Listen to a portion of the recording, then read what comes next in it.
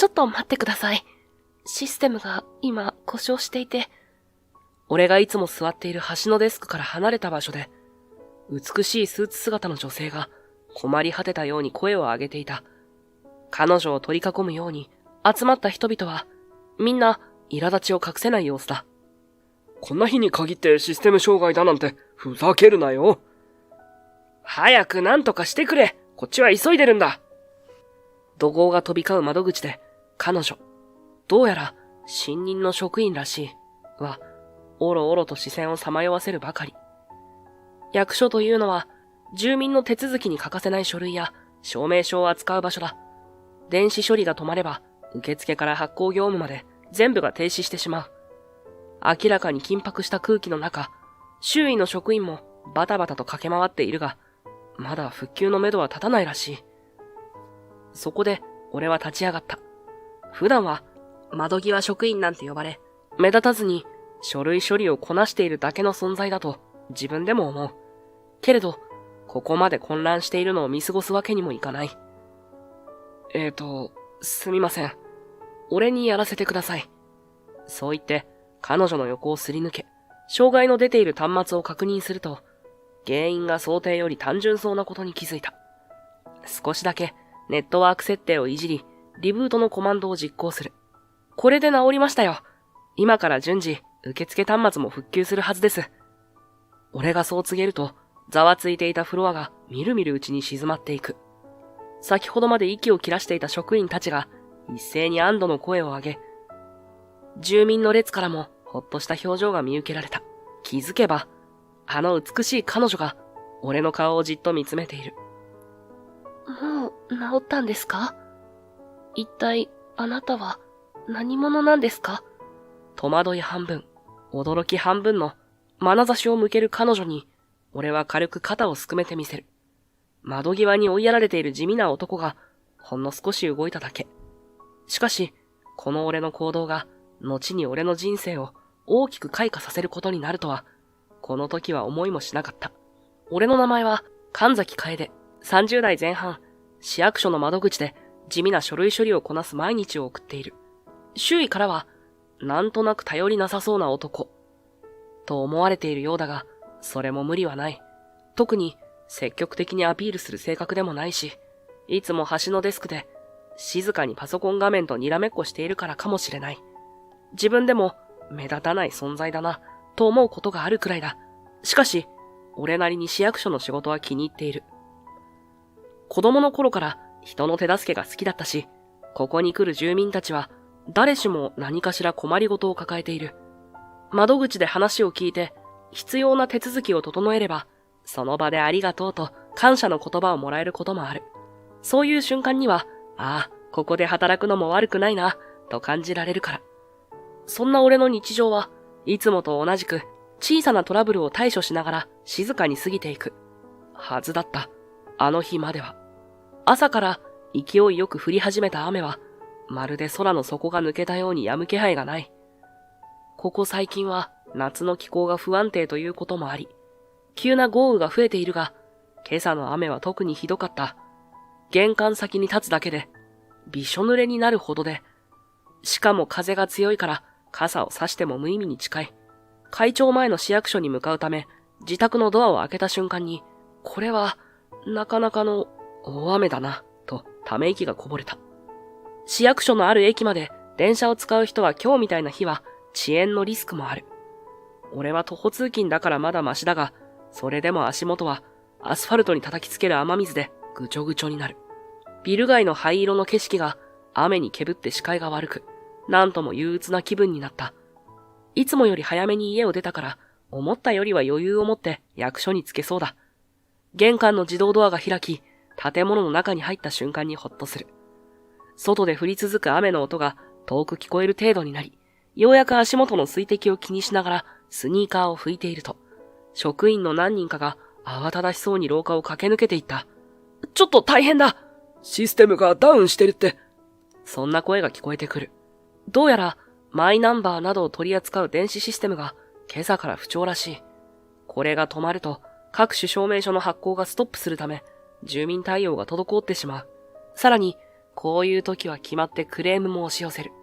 俺は軽くため息をついた。朝一から大ごとになりそうだな。そう思いつつ、早速窓口に向かう。まだ会長時間になる前だが、すでに何人もの職員がシステムの画面を睨んだり、電話をかけたりしているのが見えた。その中に、一人だけ右も左もわからず、おろおろしている女性がいた。髪は肩にかかるくらいの長さで、雨に濡れてしっとりと張り付いている。スーツもところどころ濡れてしまっていて、足元には水たまりができているほどだ。頬には雨粒か汗か、あるいは両方かが伝っていた。書類を抱え込んだまま、どうにも立ち尽くしている。とりあえず混み合っておりますので、並んでお待ちいただけますか？動揺を隠せないまま、彼女は訪れた住民に対応しているが、住民の方は、俺は急いでるんだよ。と声を荒げている。彼女はさらにあたふたする一方だ。見ればまだ名札をつけておらず、上司か誰かにとにかくここに立てと指示されて放り出されたようだなと推測した。新人さんか？そう思った時、ちょうど俺の後ろを通りかかった係長が、おい、白石さん、とりあえず行列整理をお願い。と彼女に声をかけた。彼女、白石真帆というらしいは、はい、と返事したものの、顔には明らかな戸惑いが浮かんでいる。どうやら彼女が企画課に移動してきたばかりという噂の新人らしいと気づいた。俺も名簿で名前くらいは見た記憶がある。しかし、今の状況では新人だろうとなんだろうと容赦なく対応を求められる。特に、こういうシステム障害時はとんでもない数の人が役所に詰めかけてくるので、誰でも手は欲しいということだろう。案の定、白石は住民の土星におろおろするばかりだ。ちょっとごめん。ここは任せて。俺は彼女にそう声をかけて前に出た。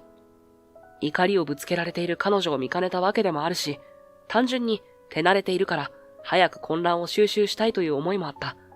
システム障害が起きたとき、最初に必要なのはどうやって住民を落ち着かせるかという段取り作りだ。申し訳ございません。ただいまシステムが止まっておりまして。そう言いながら相手に頭を下げつつ、ちらりと隣の同僚に目配せした。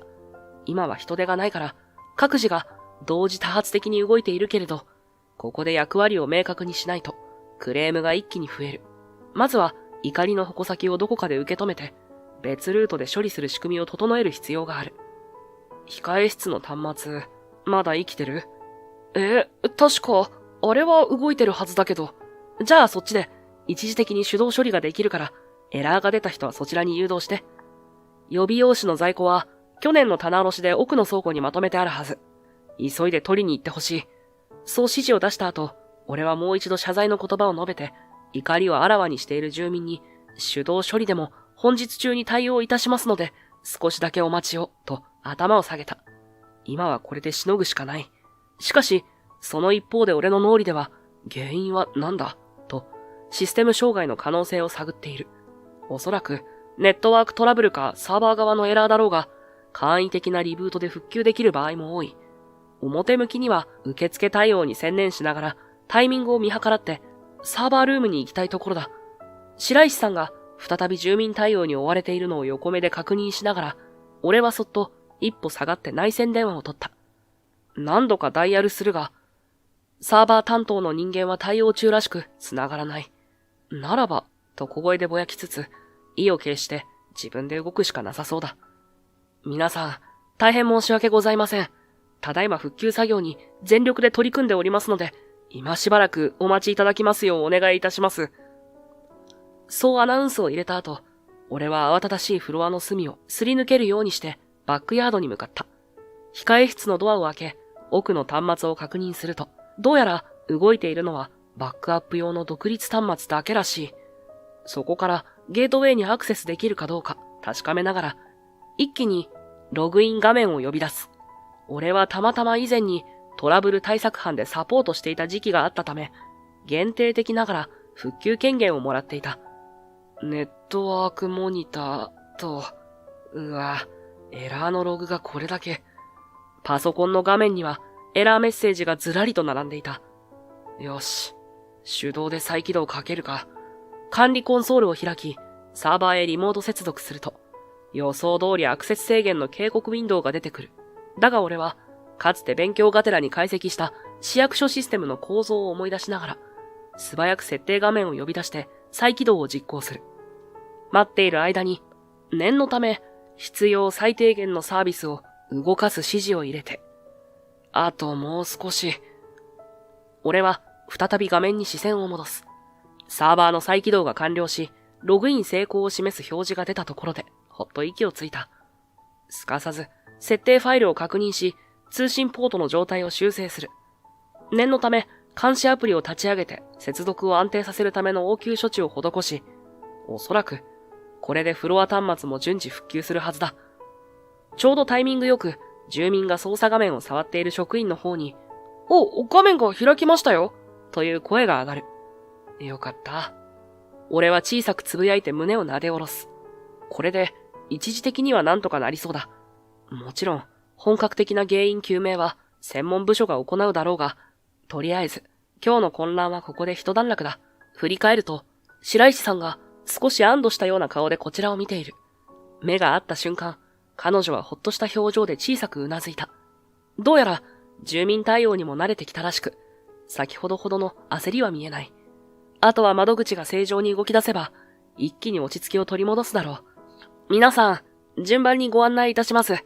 申し訳ありませんでした。そう声をかけながら、俺は列の先頭にいる住民を案内する。白石さんの方も、初日からいきなり巻き込まれたトラブルに戸惑いながらも、どうにか笑顔をキープして対応している。慣れない状況でも逃げずに踏ん張る姿を見ると、なかなか根性がある人なんだろうと、思わず感心してしまった。一息つけるタイミングになったのを見計らって、白石さんが俺のそばへやってくる。そうだ、改めてご挨拶させてください。私、企画課に配属された白石真帆と言います。今日から本格的に業務をスタートするはずだったんですけど、いきなり受付で住民対応なんて。肩をすくめながら苦笑いする白石さんに、俺はお疲れ様でした。初日から災難でしたね、と声をかけた。どうやら本格的な業務に入る前からすっかり洗礼を受けてしまったようだ。こちらこそ、助けてくれてありがとうございました。少し照れたように笑う白石さんを見ていると、先ほどまでのバタバタが嘘のように思える。俺の方こそ、あれだけテンパっていた人が、もう笑顔を取り戻せるなんて大したもんだ、と感心してしまった。神崎さんは窓口対応なんですか？彼女が首をかしげながら尋ねるので、俺は苦笑いを返す。まあ、一応、いろいろやってはいますが、主には窓口の端っこに座ってることが多いですね。あんまり仕事できない感じなんで、窓際族の定位置みたいな。嘘でしょ？さっきの対応、すごく手慣れてましたけど。驚いた顔の白石さんに、いやいやと手を振る。そんな過大評価をもらうほどのことじゃない。もともとトラブル対応の経験が長いだけで、普段から尖った仕事をしているわけじゃないから、そもそも評価される場面も少ない。あれは、慣れてるだけですよ。そういうシステム障害、年に何度かは起こるんで、その度に動かないパソコンを相手にあたふたしているうち、少しずつコツを覚えただけです。でも、私から見たら、本当に助かりました。焦ってるところに急に現れて、テキパキ指示出してくれるんですもん。すごく心強かったですよ。白石さんの言葉には、心底ほっとした安堵が滲んでいる。こちらとしては、いつもと大差ない対応だったが、それでも新人の彼女にとっては、大きな救いになったらしい。こういう時、あまり気負わずにできることをするだけで、誰かの力になれるのは悪い気分じゃない。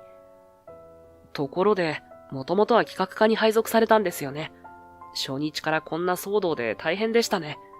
俺がそう振ると、白石さんは、ああ、と苦笑いしながら表情を引き締めた。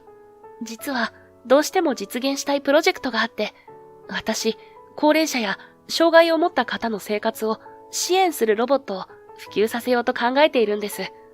支援ロボットですか？思わぬ単語に一瞬こちらの胸がざわつく。ロボットか。はい、具体的にはバリアフリーな設計と簡易的な AI を活用して、介助が必要な人でも自宅で安心して生活できるような仕組みを作りたいんです。でも、市役所の上層部はなかなか賛成してくれなくて、そんな先端技術はハードルが高いって却下されそうなんですけど、どうしても諦めたくなくて。白石さんがそう言葉を継いだとき、ふと俺は、だからこんな時期に企画課に異動になったんだろうかと思った。なるほど。そういうアイデアを強行突破しようとして、上の人たちが手を焼いてた可能性はありますね。もしかしたら話が大きくなる前に、とりあえず企画課に置いておこう、みたいな狙いもあるのかもしれない。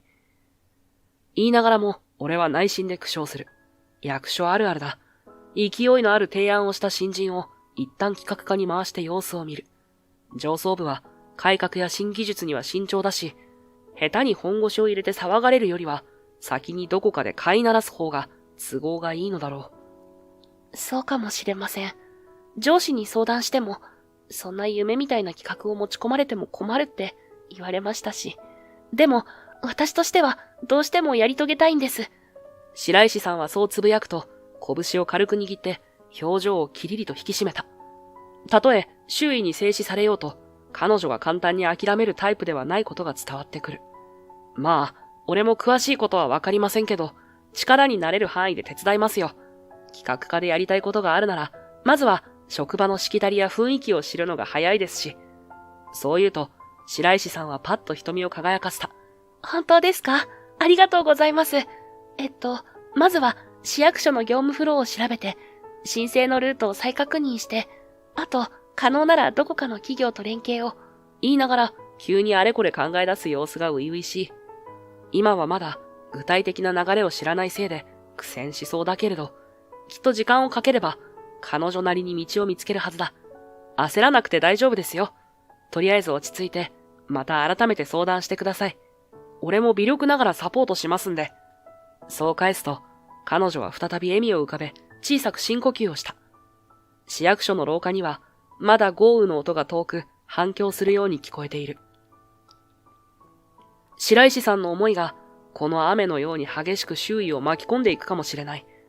そんな予感を抱きながら、俺は彼女によろしくお願いしますと軽く頭を下げた。それから数日が経った。白石さんは早速、自分が思い描く支援ロボット企画に向けて動き始めていた。上層部の説得が難しいなら、まずは外部の研究機関や企業と連携を取りつつ、少しずつ実現性を示していく方が近道だと考えたらしい。俺も空き時間を見つけては彼女のリサーチに手を貸したり、この教授は昔、うちの市と共同プロジェクトを組んだことがあるらしい、といった内部のつながりを教えたりしていた。特に大学と提携するケースは少なくないから、過去の資料を探ればヒントくらいは見つかるだろうと思ったのだ。ある昼休み、白石さんは大量の書類を抱えながら俺のデスクにやってきた。書類の山から顔を覗かせる彼女は、何かに興奮したように頬を蒸気させている。神崎さん、ちょっといいですか？さっき地元の大学に問い合わせたら、あそこの教授がすごい制御技術を持ってるって話を聞いたんですけど。制御技術？具体的にはどんな？どうも、人間の動作を解析し、AI がリアルタイムで補助動作を生成するみたいなハイレベルな特許を持っているらしいんです。車椅子の自動走行や歩行支援なんかにも応用できるとか。彼女はそう言ってファイルを広げ、専門用語の羅列された論文のコピーを俺に見せてくる。ざっと目を通すと、確かに尖った研究が載っている。けれど、そこにあった教授の名前に目を留めた瞬間、俺は思わず息を飲んだ。神崎大吾、俺の父親の名だ。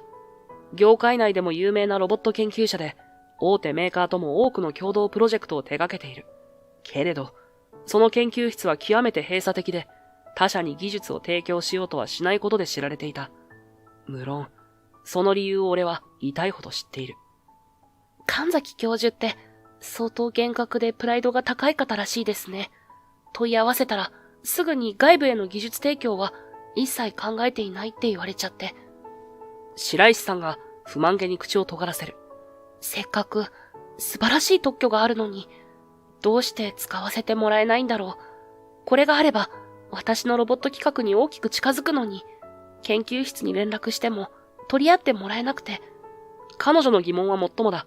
だが、俺は複雑な気分に飲み込まれそうになる。それでも、確かにあそこは保守的だからね。程度の言葉しか返さない。すると、白石さんは小首をかしげて俺の顔をじっと見た。どうしたんです？なんか、神崎教授の話をした途端に、急に声のトーン下がりましたけど。いや、正直言って、あの研究室は難しいよ。むやみに近づくのはやめた方がいい。思わず、そう答えてしまった。でも、あの制御技術があれば、私の企画は一気に現実味を帯びるはずなんです。今は、市の補助金を申請する段階で、具体的なエビデンスが欲しいんですよ。何か、突破口になりそうなのに。白石さんの瞳には、諦めたくないという思いがはっきりと浮かんでいた。白石さんは、声を落として、静かに語り始める。子供の頃、私のすぐ近くに、障害を持つ友人がいたんです。小学校からの同級生で、車椅子が欠かせない子でした。すごく明るくて、笑うと周りまでパッと元気になるような子で。でも、ちょっとした段差や狭いドア口、それに電車の乗り降りなんかでいつも苦労していて、自分がサポートできる範囲は手伝うようにしていたんですけど、正直、小さい子供ができることなんて限界があるじゃないですか。だから、私ずっと思ってたんです。人間が手を借りるだけじゃ限界があるかもしれない。でも、ロボット技術ならいつでもそばに置いて安心感を作れるんじゃないかって。医療や介護の現場にしろ、在宅での生活にしろ、きっとまだまだ改善できる部分はあるはずなんですよ。熱のこもった言葉を耳にするうち、俺は自然と胸が締め付けられるような感覚を覚えた。彼女の言うことは正しい。そして痛烈だ。白石さんは本気なんですね。上ずる声でそう言うと、彼女は力強くうなずいた。ええ、だからこそ、神崎教授が持っている特許の存在を知ったときは、すごくワクワクしたんです。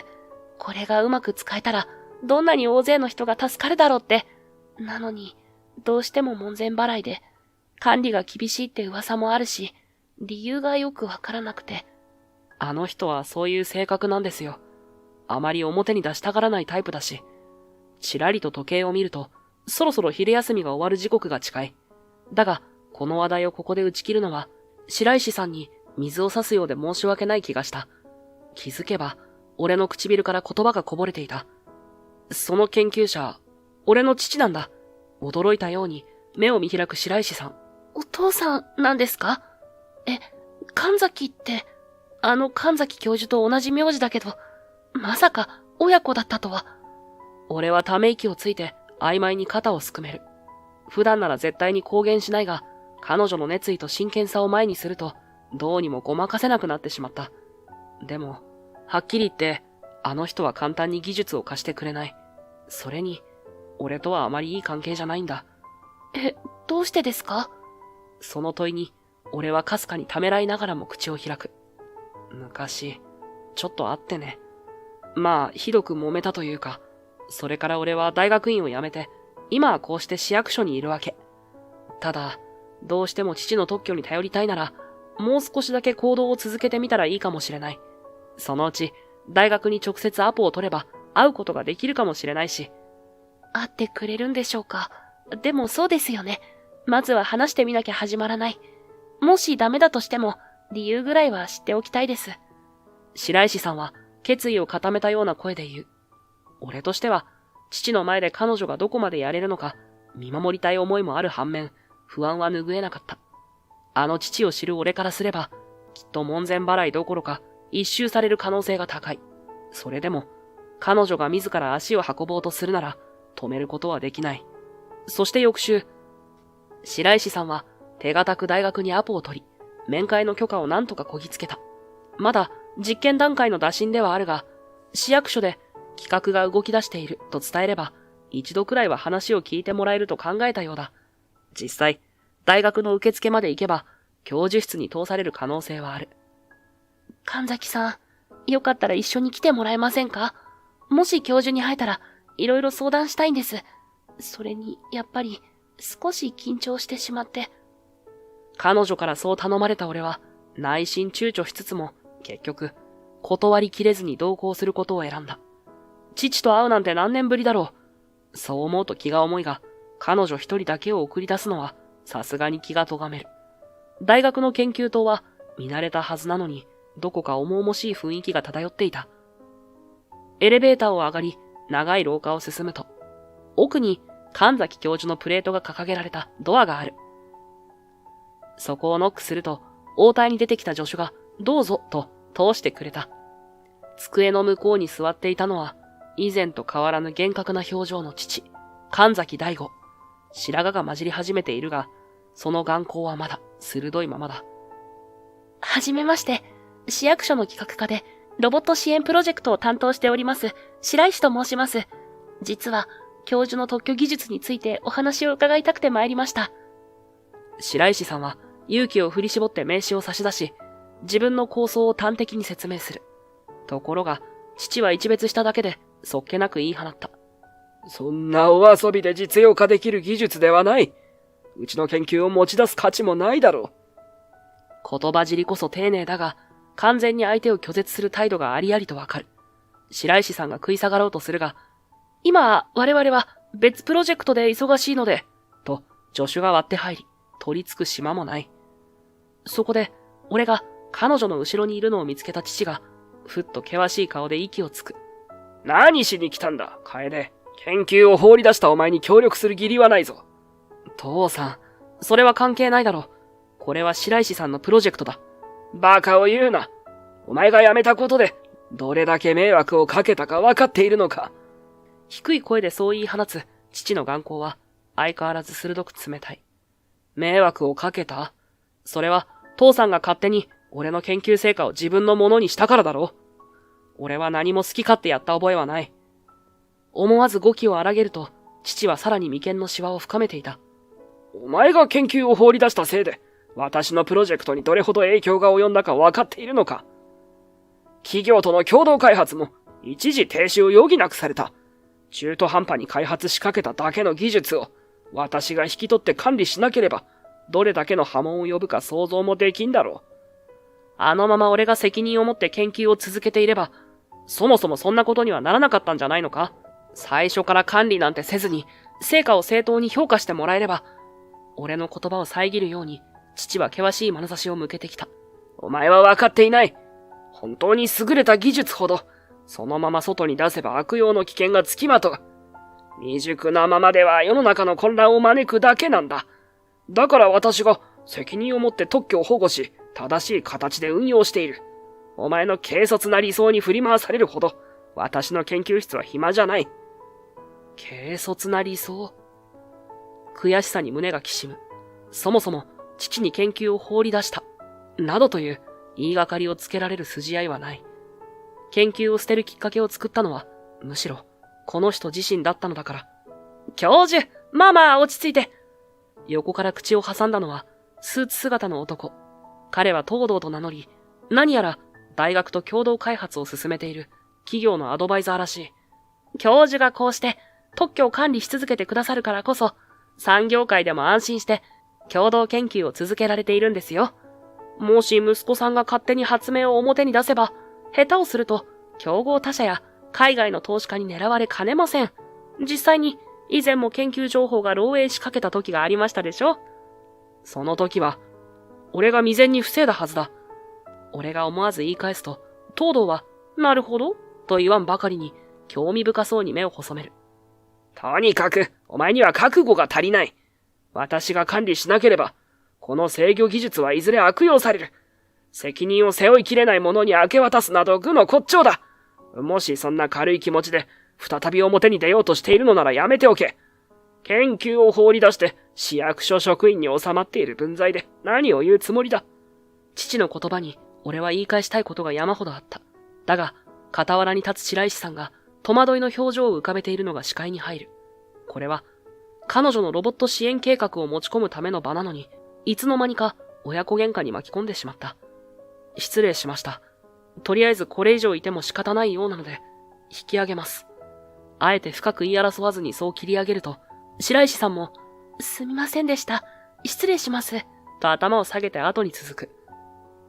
助手が申し訳なさそうにドアを開き、東堂は相変わらず謎めいた笑みでこちらを見送っていた。研究室を出て廊下を歩き出すと、外の空気を吸うより先に白石さんが声を落として囁く。さっきのやりとり、父親としても研究者としても、すごく頑固な方なんですね。思ってたよりもずっと厳しい雰囲気で。昔からああいう人なんだ。優秀であればあるほど悪用されるリスクが増すっていうのが口癖でさ。だからこそ、自分の管理下に置くためなら、息子の研究だろうとお構いなしに名義を持っていく。正直、理不尽な話だけどね。苦々しげにそう言うと、白石さんは眉を潜めて俺を見つめた。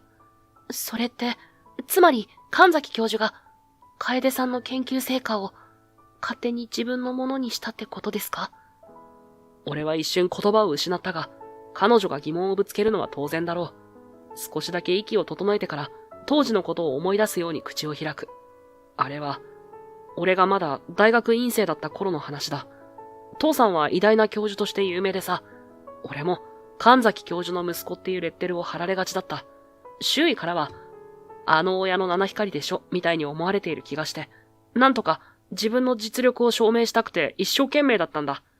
最初はただ、父のいる研究室に入ったのも、本当に才能があるなら、親のコネなんて関係ないって示したかったから。周りには別の大学や研究室を選べばっていう人もいたけど、むしろ、父と同じ環境で勝負する方が自分の力をはっきり示せると思ったんだ。それで大学院に進んだばかりの頃、俺は新しい制御アルゴリズムを考え出した。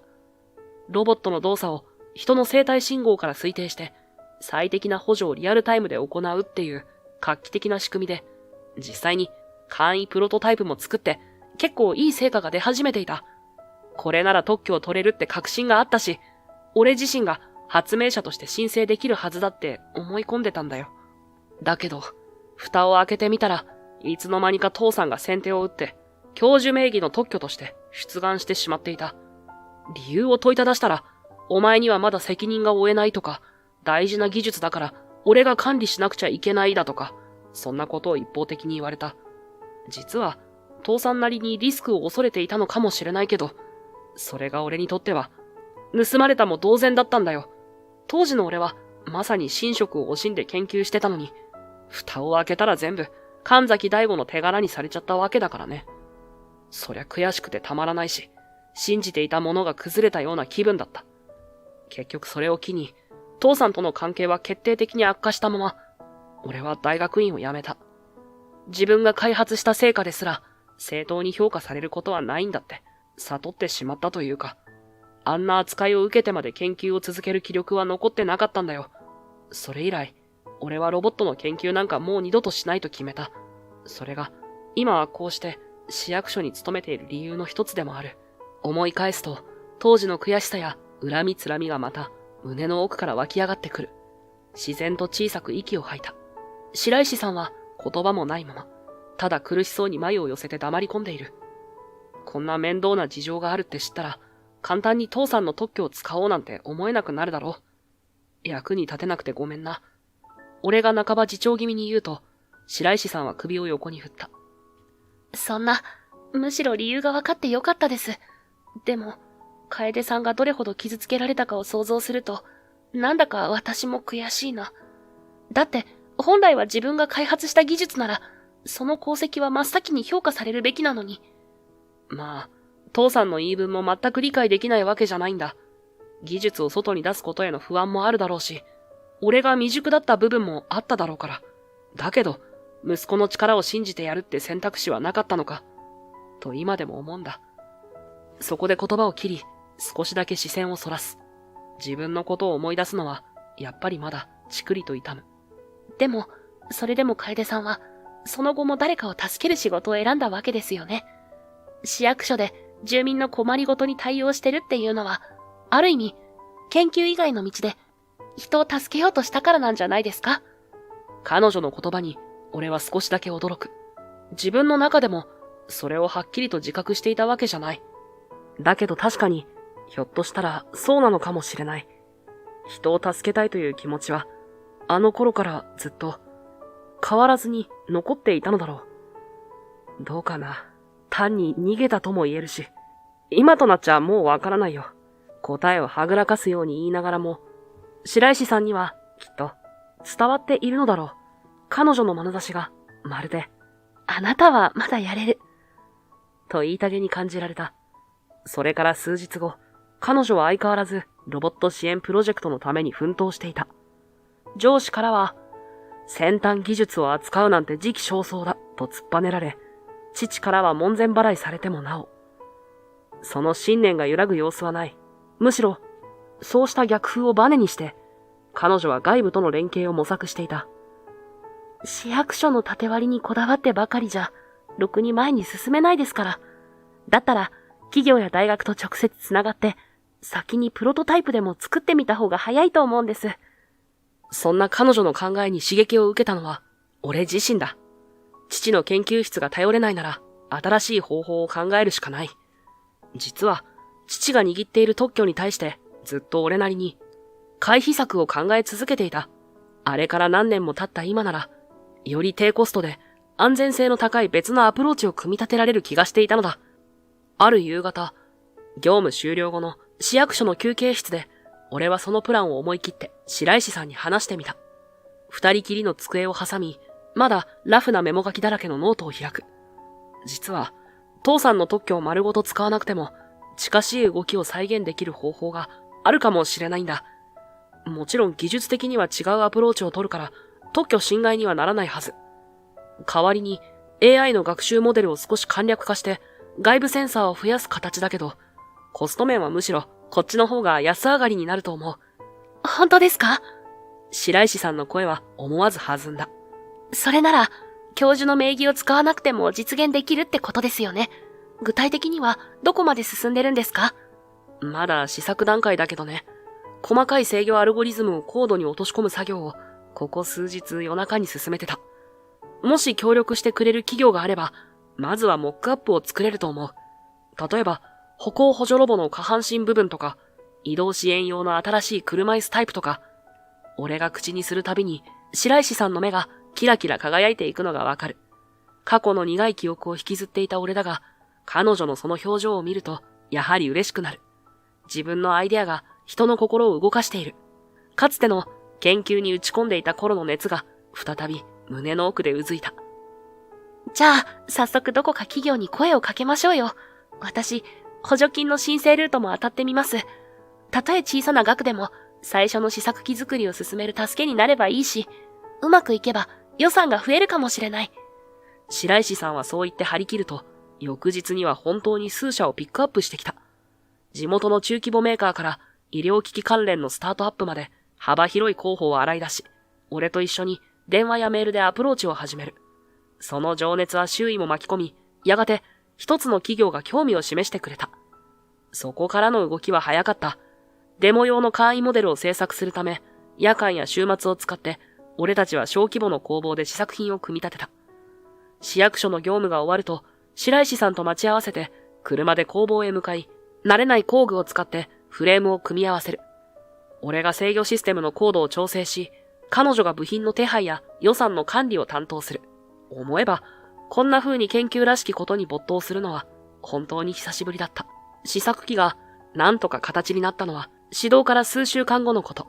企業の担当者も興味を持ってくれて、実際に簡単な動作テストまで行った結果は上々だった。早ければ、年内にも市役所とこの企業が連携し、さらに本格的なバージョンを開発する。そんなプランまで見えてきた。これは、いけるかもしれない。神崎さん、本当にありがとうございます。白石さんは試作機がうまく動くたび、嬉しそうに笑った。彼女のプロジェクトがいよいよ現実味を帯びてきた。そう実感した矢先のことだ。ある日、企業の担当者から突然連絡が入った。申し訳ないが、こちらの都合で開発を中止させてもらいたい。理由は、とにかく、こちらで判断した結果ということで。どこか言いにくそうな口調に不信感を覚えた俺たちは、急ぎ担当者に面会を求めた。すると、どうも外部から、この技術は神崎教授の特許に抵触する恐れがあると指摘を受けましてね。うちも怖くなって念のため調べてみたんです。すると、神崎教授の特許が海外に譲渡される可能性があるって言うじゃないですか。相手企業の担当者は申し訳なさそうに頭を下げながらそう打ち明けた。海外に譲渡って、父さんが特許を売るはずがない。あの人は、技術をむやみに外へ漏らさないって、信条を貫いてきたんです。少なくとも、俺の知る限りでは絶対にやらないはずなんですが。言いながらも、自分の声が上ずるのが分かった。あの父が、研究を守るためだと息巻いていた父が、もし本当に特許を海外に売るなんてことを考えているのだとしたら、到底信じられない。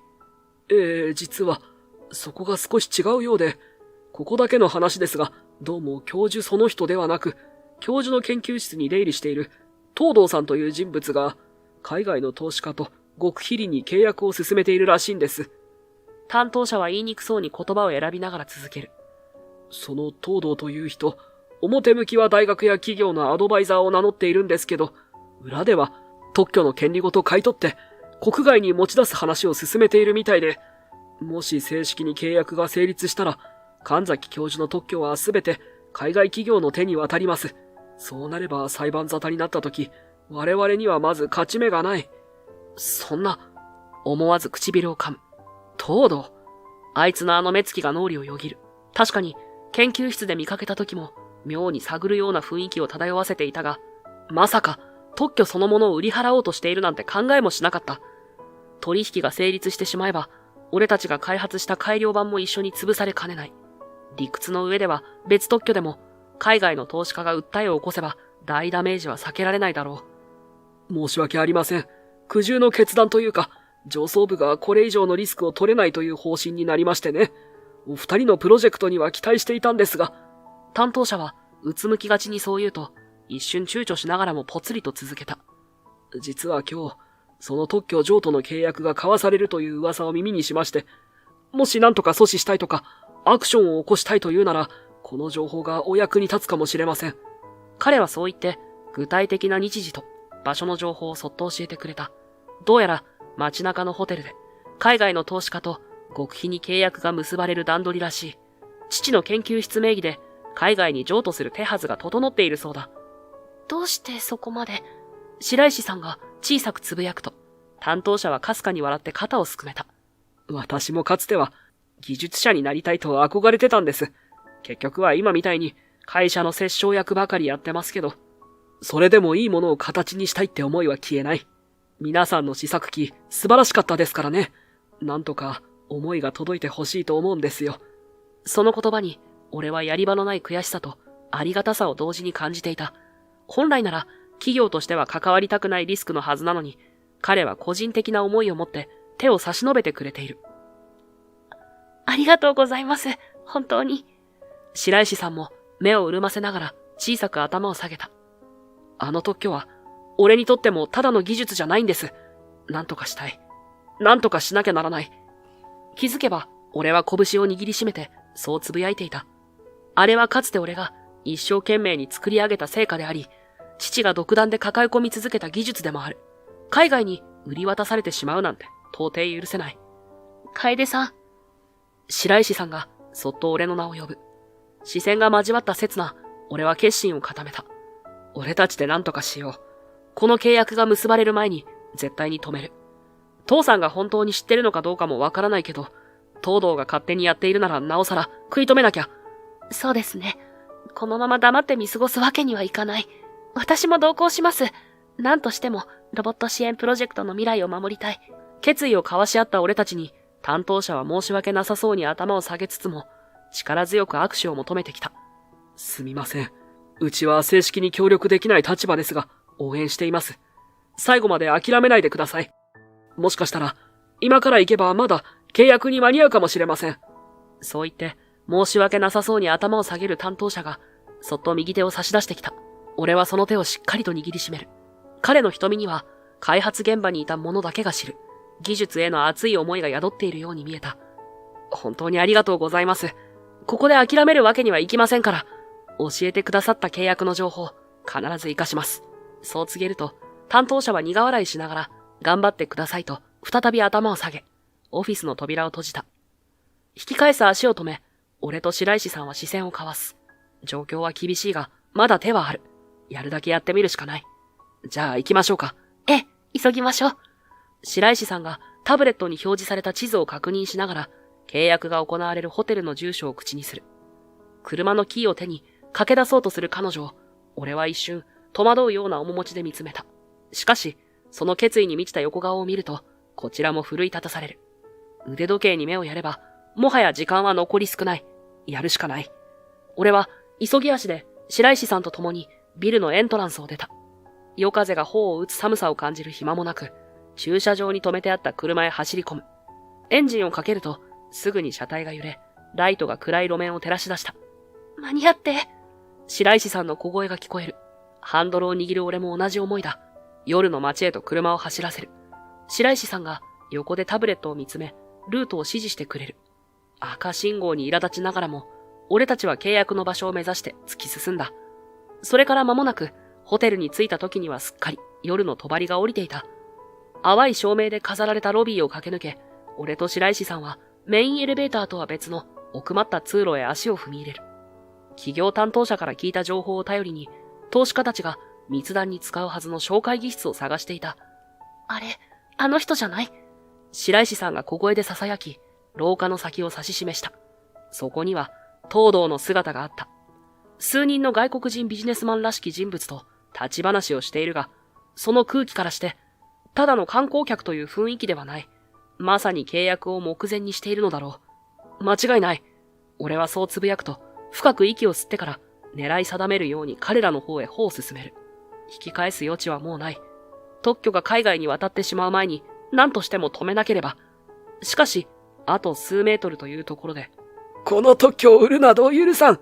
苦しそうな声が廊下の奥から響いた。見ると、今にも倒れそうな足取りで、父が東堂たちのもとへ向かっているではないか。憔悴した顔色は明らかに限界を超えているのに、その目だけは強い決意に燃えていた。教授がここまでご足労とは、ですがもう手遅れですよ。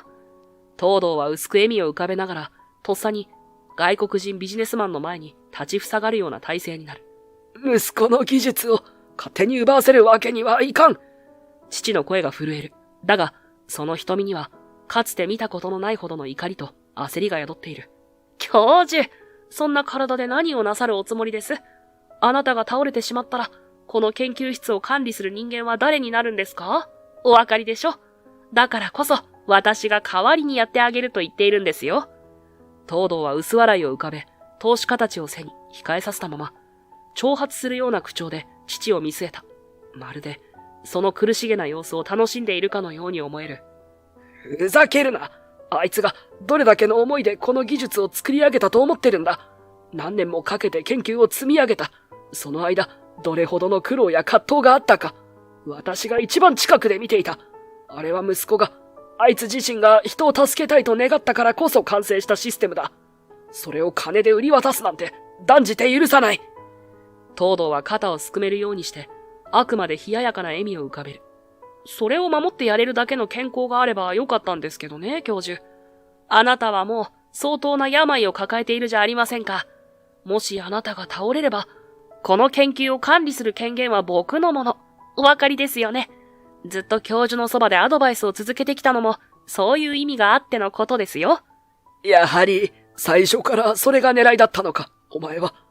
父は苦しげな表情を浮かべながら、なんとか息を整えようとしているが、今にも倒れ込んでしまいそうだ。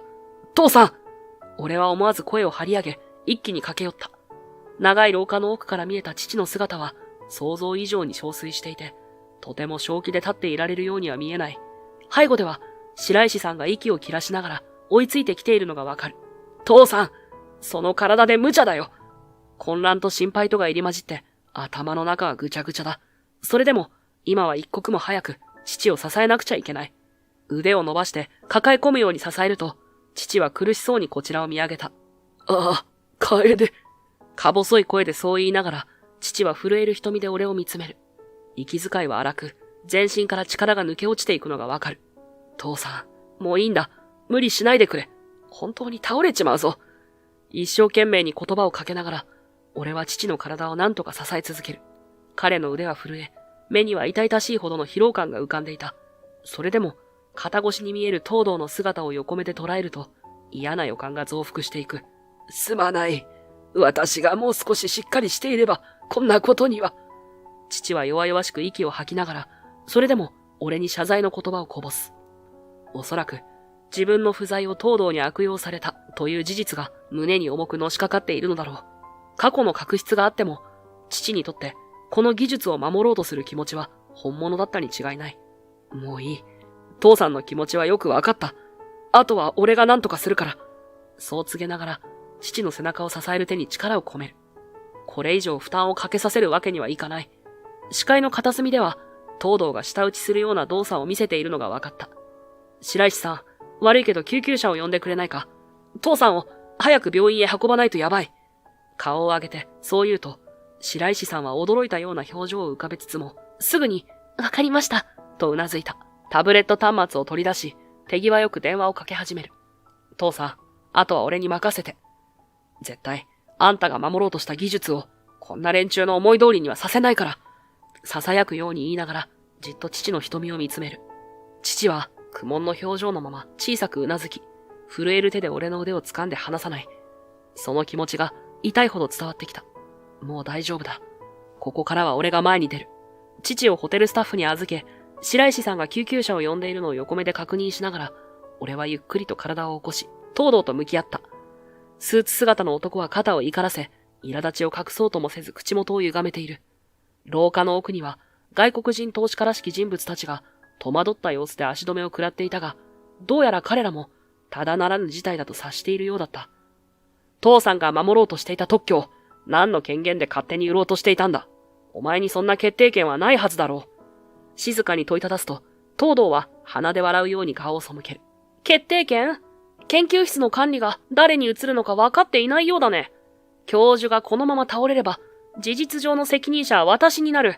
君が共同開発者だとしても、学術的な名義以外に実務上の権限はない。つまり、嫌でも私の裁量下に置かれるわけだ。言葉こそ丁寧だが、その目には侮蔑の色が滲んでいる。しかし、今更そんな脅し文句に屈するわけにはいかない。父がここまでして守ってくれた技術なのだから。あいにく、そううまくはいかないよ。特許の共同発明者には、契約そのものを差し止める権利だってあるんだ。実務上の権限がないなんて言い訳で押し通そうとするなら、こちらだって、叱るべき手段を取るまでさ。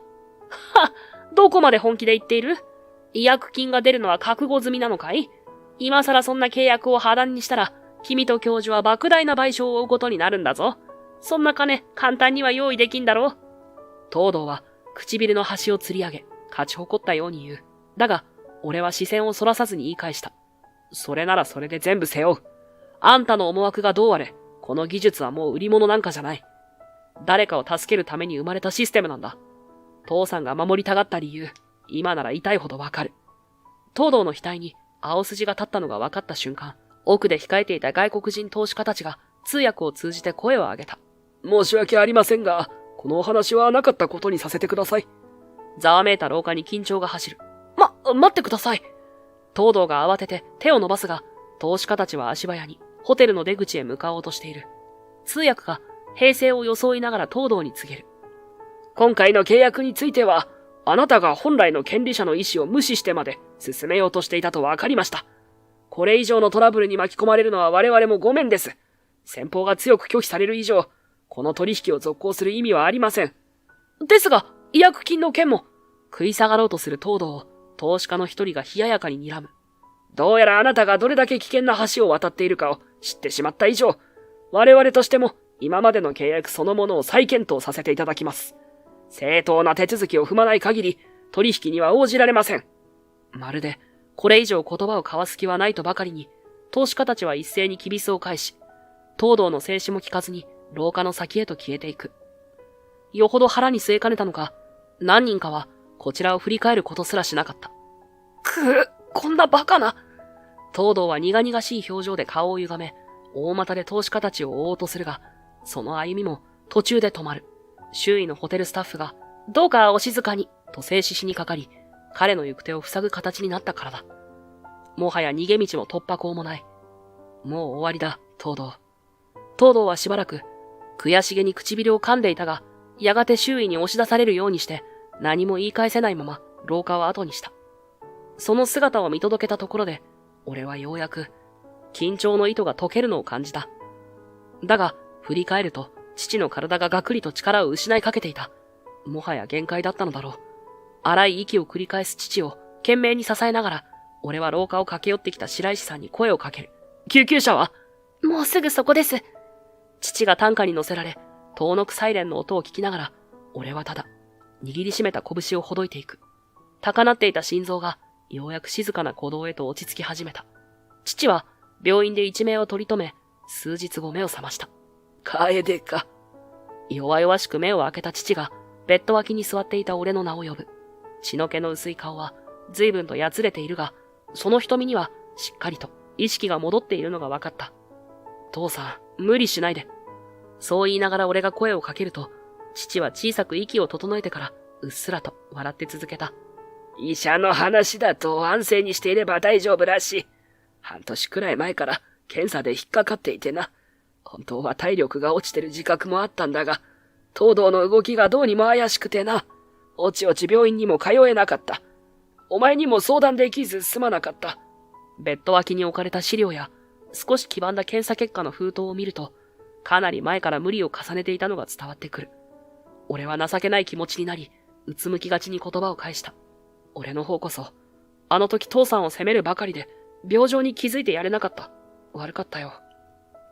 すると父は、不意に弱々しくかぶりを振り、表情を苦く歪めた。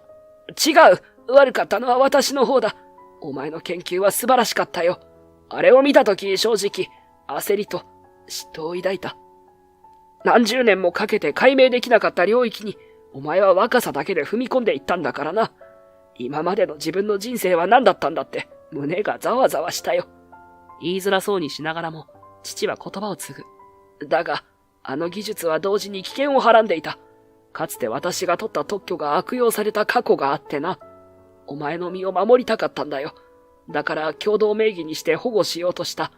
若いお前には、世間の横やりがどれほど恐ろしいか、実感がないんじゃないかと思ったからな。その声は、ただ自分勝手に管理したわけじゃないという証明のようでもあり、また、後悔の滲む告白でもあった。父は目を伏せ、深く息を吐く。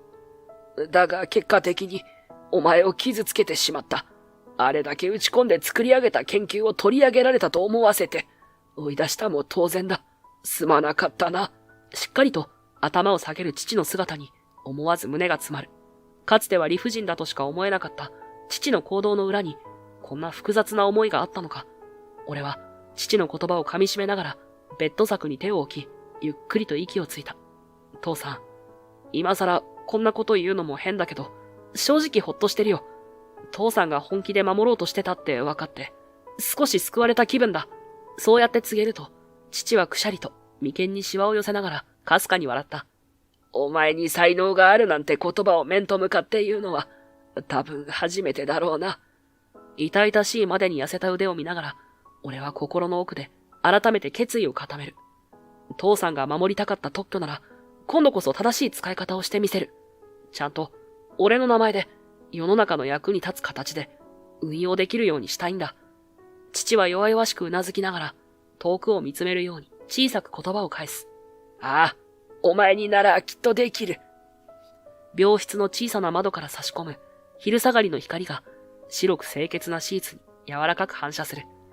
父の表情はどこか吹っ切れたようで、ずっと背負っていた重荷を少し下ろせたのだろう。そんな父の姿を見つめながら、俺はそっとまぶたを閉じ、心の中で強く誓う。今度こそ、父が守ろうとしたものを正しい形で、その石ごと継いでいこうと。父が遠くを見つめるように小さく言葉を返してから数日後、俺と父は正式な特許権利の見直しについて話し合いを始めた。もちろん、父の体調の許す範囲でだ。病室に専門のスタッフを呼んで書類を取り交わし、今度は俺が発明者として正当に評価される形で管理権を整える。父は途中何度も咳き込みながらも、一貫して俺を信頼する態度を崩さなかった。改めてよろしく頼む。お前が自分の名で研究成果を世に出すなら、私も協力を惜しまない。穏やかな口調でそういった父の姿は、数ヶ月前には想像もしなかったほど柔らかく見えた。もしかしたら、長年こじれたわだかまりから解放されたことで、彼自身もようやく肩の荷を下ろせたのかもしれない。俺は父の言葉に力強くうなずいた。そして数週間後、俺はそっとデスクの上にある資料を手に取った。そこには、白石さんが苦心の末に復活させた、高齢者、障害者支援ロボットの計画書がずらりと並んでいる。かつて、父との確執や企業とのごたごたに翻弄され、中断しかけたプロジェクトが、今では市内を中心に広まりつつあった。実証実験の成功が大きく報道され、各種メディアもこぞって取り上げ始めたのだ。小規模ではあるが、介護施設や在宅支援の場でデモ導入が進んでおり、これなら歩くのが少し楽になる。階段の上り下りが苦痛じゃなくなった。など、たくさんの喜びの声が届き始めている。そんなニュースの煽りもあってか、市役所でも支援ロボット推進チームを増員しようなんて話が持ち上がっていた。それでも俺は、市の職員を辞め、大学へ戻る覚悟を決めました。そう上司に伝えた時の驚いた顔は、今でも鮮明に思い出せる。もともと研究者を目指して父の下で学んでいた俺だが、一度は大学を去り、市役所で働く道を選んでいた。だが今度こそ、父と和解した上で自分の研究を続けるために、大学へ復帰しようと決めたのだ。それから数日後、大学の研究室と市役所での手続きを行き来する忙しい日々の合間を縫って、俺は白石さんと連れ立って父の病室を訪ねた。薄手のカーテンから日差しが入り込む部屋には、以前より血色の良くなった父の姿がある。失礼します。調子はどう、父さん。恐る恐る顔を覗かせると、父は雑誌を置いて、ゆっくりと体を起こし、俺たちを出迎えてくれた。おかげさまでだいぶ良くなったよ。医者が焦らずリハビリしてくださいとうるさいくらいだがな。相変わらずの父らしい言い回しに思わず小さく笑う。白石さんもほっとしたように微笑みながらテーブルに置いていたお見舞いの品を手渡した。調子が良さそうで本当に安心しました。実はちょっとした報告があるんです。そう言いながら白石さんはカバンから資料のコピーを取り出した。そこには最新の実証データや支援ロボットを導入した施設からの感謝状などがまとめられている。この前の改良版を導入した介護施設で大きな成果が出たんです。転倒事故が劇的に減って、利用者さんからももう手放せないって声が続々と届いていて。ほう、それは素晴らしいな。父は真剣な眼差しでページをめくりながら時折うなずく。だが流し読みした後、ちらりと俺に顔を向けてふっと笑みを浮かべた。楓、お前すっかり研究者の顔になったな。あれほど嫌がって飛び出していったのに、今やこうして私の後を継ぐような形になってる。正確には後を継ぐってほどじゃないけど、父さんの研究室を手伝う身にはなるかな。あの制御技術をもっと発展させたいし、論文にして世に発表していきたいんだ。大学の研究者として復帰する決意を改めて父の前で口にすると、父は満足げに目を細める。やはり私を超えられる日も近いかもしれん。ああ、そういえば東堂のその後だが、どうも企業との契約は全部ダメになったらしいな。海外投資家にも逃げられた上、どうやら虚偽の情報で契約を取り付けようとした疑いがあるとかで、今大学側と取引先企業から法的措置を検討されているらしい。実際、先方に無断で研究資料を流用した形跡も見つかってね。こっちとしては、あいつが再び余計な真似をしないよう、出入り禁止にした上で、叱るべき賠償請求も進めるという話だ。大学の管理下で持っていた機密データへのアクセス権も全て剥奪されている。要するに、学内からも企業からも徹底的に排除された形だよ。もう二度とお前たちの研究に手を出す余地はない。父は苦々しげにそう語りながらも、どこか安堵の表情を浮かべる。あれほどしつこく干渉してきた東堂も、悪事が明るみに出ればもう逃げ場はない。どんな悪用のされ方をするかは分かったからな。これで安心して研究に打ち込めるってわけだ。そう付け加えると、父は手のひらを軽く振って話題を終わりにするかのように視線を外した。それにしてもすっかり賑わってるな、お前たちのプロジェクトは。ここにいてもニュースが入ってくるぞ。まったく、私の知らぬ間に若い者同士でうまくやっているようじゃないか。父はさらりとそんな言い方をして意味深に微笑む。白石さんがその視線に気づいたのか、パチパチと瞬きを繰り返して頬を染めた。いえ、私たちはあくまで仕事のパートナーというか、連携しているだけで。そうそう、連携が大事だから、別に変な意味じゃないよ、父さん。すかさず俺も言い添えたが、父は口元に笑みを深め、あえて余計なことは言わずに視線を外していた。まあ、おせっかいはよそ。いつかまた退院したら、お前たちが作っているそのロボットをじっくり見せてもらうぞ。これまで追いかけていた理想が、いよいよ現実のものになるんだからな。さりげない口調ながら、父の瞳には確かな期待が込められている。その表情を見ているだけで、俺の胸にもまた熱いものが込み上げてきた。俺は白石さんに半ば呆れ顔になりながらも、わずかに照れながら向かった。俺もどこまで否定するか迷って言葉を濁す。いや、あの人はすぐああやってからかってくるんだよ。別に俺たちのことは何も決まってないだろ。そうですよね。でも、そうなれたらいいなって思います。白石さんの方がほんのり赤く染まるのを見ていると、胸の奥がじわりと熱くなる。そりゃ、口には出さないけれど、俺も同じ気持ちを持っていないわけじゃない。今は研究に集中しているけれど、いつかはもっと素直に思いを伝えられる日が来るかもしれない。そんな予感がかすかな期待となって広がっていく。まあさ、これからもよろしくってことで、できたらプライベートでも、照れ隠しにそう言うと、白石さんはうなずきながら柔らかく微笑んだ。言葉以上に伝わるものがあると感じられる。その静かな眼差しがとても温かい。病院を後にして並んで歩く帰り道はいつもより少しだけ胸が弾むような気がした。見上げれば雲間から差す光がまるでこれからの俺たちを優しく照らしているかのように見える。お互いの心が同じ方を向いていると分かっただけで世界はこんなに晴れやかになる。父もきっと病室でにやりと笑っているに違いない。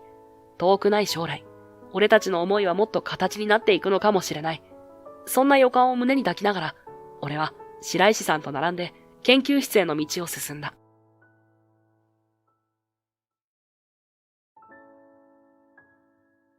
君には理事長の座を降りてもらう。そんな。古い会議室に響いたその言葉を、俺は黙って聞いていられなかった。大学の若き理事長はテーブルの端に追い詰められ、取り巻きらしき男たちが彼女の肩を掴んで力ずくで椅子に押し込もうとしている。偉そうに声を張り上げているのは、この大学に多額の寄付を続けてきた大スポンサーの男だ。彼女がどんな思いで大学を支えてきたのか、俺は知っている。表向きは警備員として見回りに回っていただけの俺だが、彼女の理想と苦悩を間近で感じてきた。なのに、今この場で彼女は完全に孤立していた。お前が逆らうなら、大学ごと破滅させる。選べ、従うか、すべてを捨てるか。押さえつけられた理事長の唇が震える。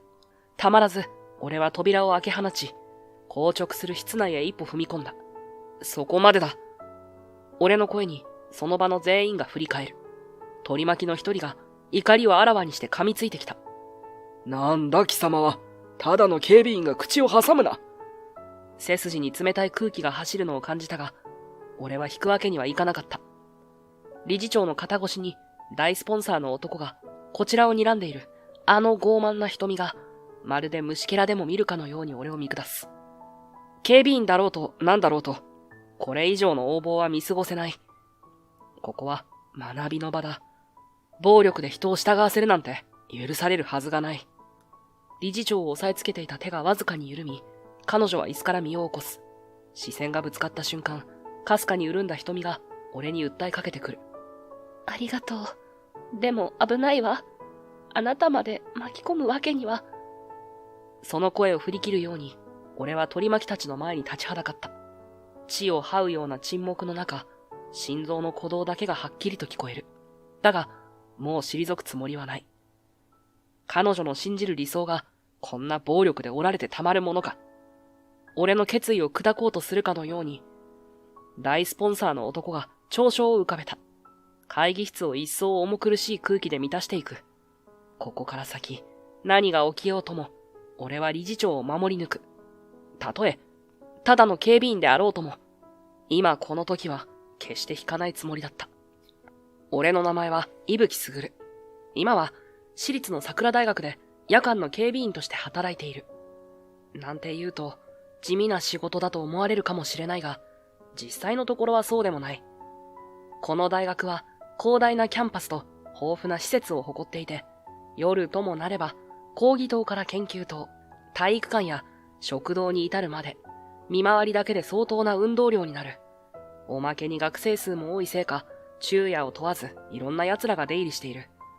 トラブルが起こる可能性は決して低くない。だからこそ、俺みたいな人員補強が急遽求められたんだろう。と、そういうわけだ。もっとも、そんな話は表向きの話に過ぎない。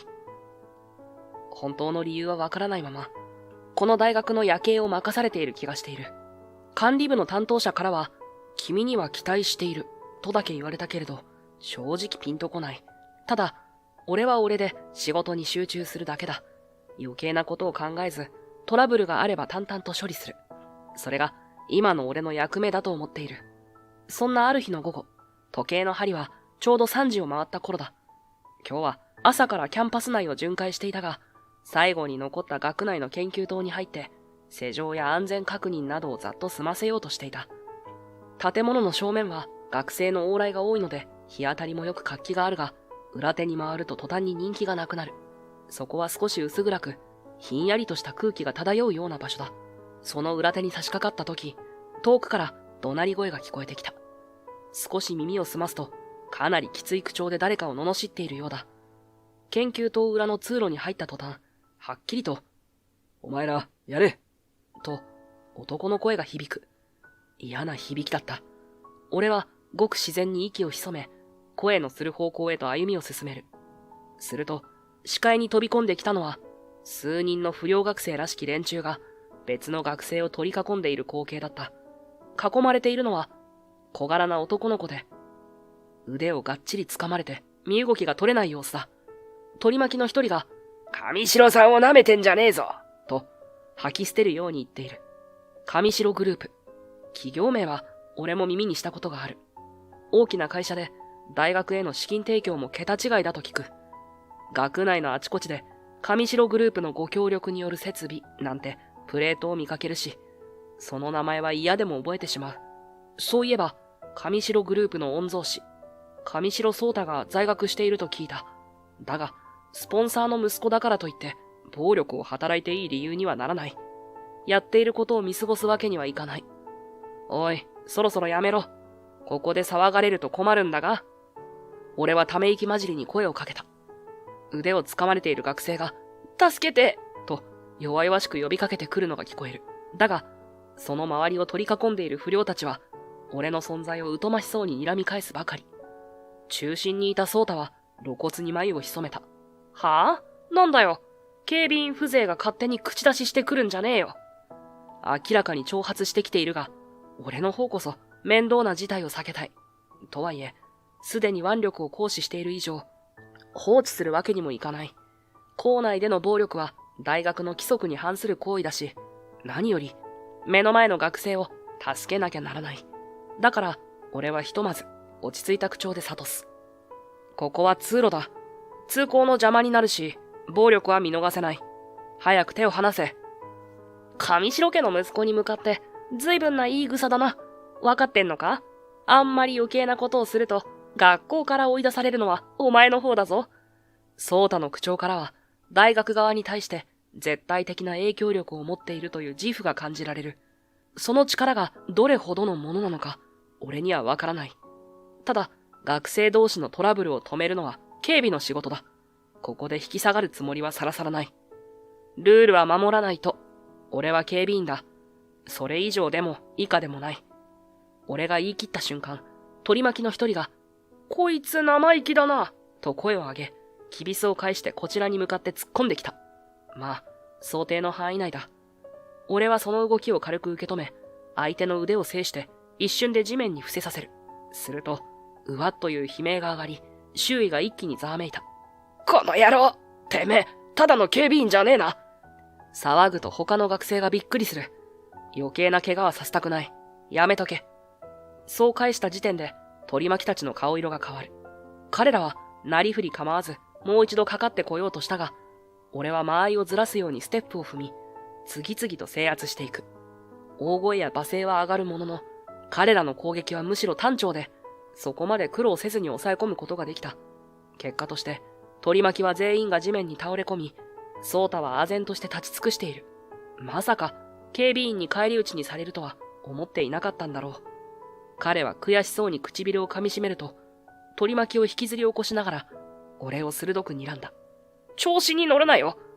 上城を敵に回すってのがどういうことか、分からせてやる。そう吠え捨てて、その場を足早に立ち去っていく。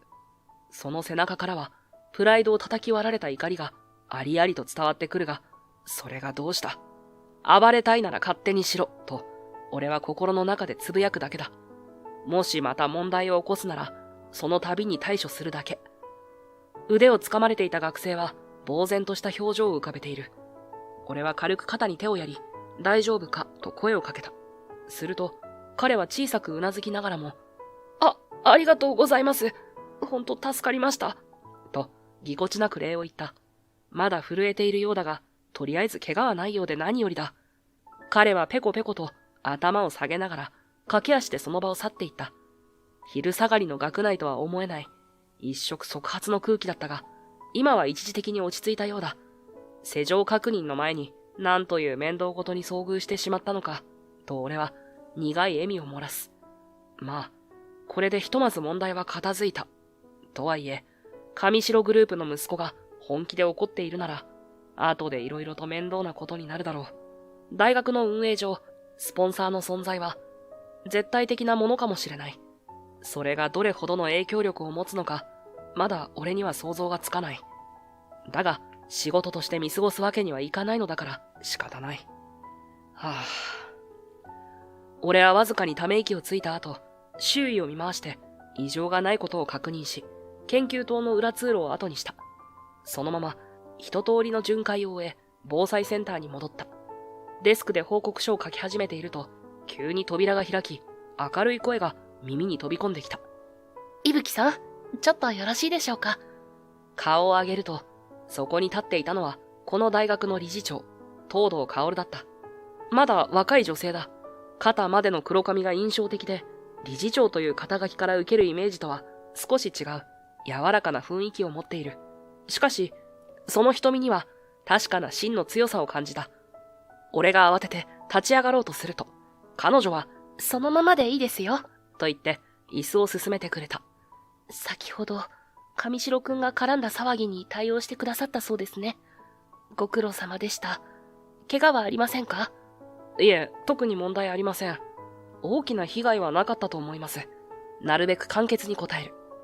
俺は理事長と面と向かって話すのは初めてだった。どんな言葉遣いをすればいいか少し迷ったけれど、彼女は終始穏やかな表情だった。話しやすい雰囲気を作ろうとしてくれているんだろう。そうですか。よかった。あの子は上白グループの息子さんで、この大学に多額の寄付をしてくださっているご家庭の方です。ですが、だからといって問題行動を見過ごすわけにはいきませんよね。私も理事長になったばかりですが、そこのところをしっかり改善していきたいんです。薫は小さく息をついて、俺をまっすぐ見つめる。若くして理事長になったと聞いていたが、この表情と口調には確かな意志が感じられる。正直、少し驚いた。大学という大きな組織を運営するには、寄付金は大きな支えになる。それを真っ向から否定するような話は、かなり勇気がいることだろう。ただ、実際には上白グループの寄付が止まると、運営に支障が出るのも事実です。学生のために施設を整えたり、新しい研究プロジェクトを進めたりするには、どうしても資金が必要になりますから。でも、だからといって何でも許されるわけではありません。私は上白さんの寄付に依存しきりの体制を変えたい。そのために、新理事長に就任したつもりです。薫はそう言いながら、ふっと視線を落とした。彼女の小姉は静かだが、その奥にはしっかりとした決意が宿っている。自分が理事長になれたのは、上白グループの悪しき慣習を断ち切ってくれるんじゃないかと、期待してくれた人が多かったからだとも思っています。実際、改革を求める声はたくさん届いていましたから。でも、いざ上に立ってみると、分かってはいましたが、一筋縄ではいかないことばかりです。彼女は、かすかに唇を噛み、悔しそうに眉を寄せる。上白グループとの結びつきが、いかに強大か、内部に入り込んだからこそ、より痛感しているのだろう。伊吹さん、先ほどの場面でも本当によく対応していただいたと思います。ありがとうございます。警備員の方には危険がない範囲で学生たちの安全を守ってほしいとは思っていますが、正直、あの子のように寄付の力を傘に来て好き放題している学生に強く出るのは難しい雰囲気があるんです。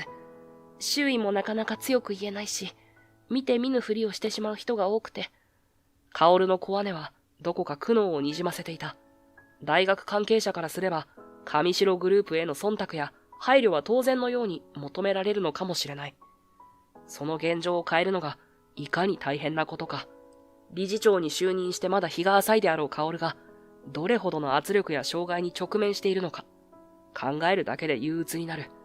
しかし、それでもなお彼女は理事長として自分の理想を追いかけている。そんな姿勢が伝わってくる。俺は何か言葉をかけるべきか迷ったが、とりあえず最低限のフォローだけはしておく。危険が及ぶような場面があれば、俺が対応します。そこは安心してください。仕事ですから。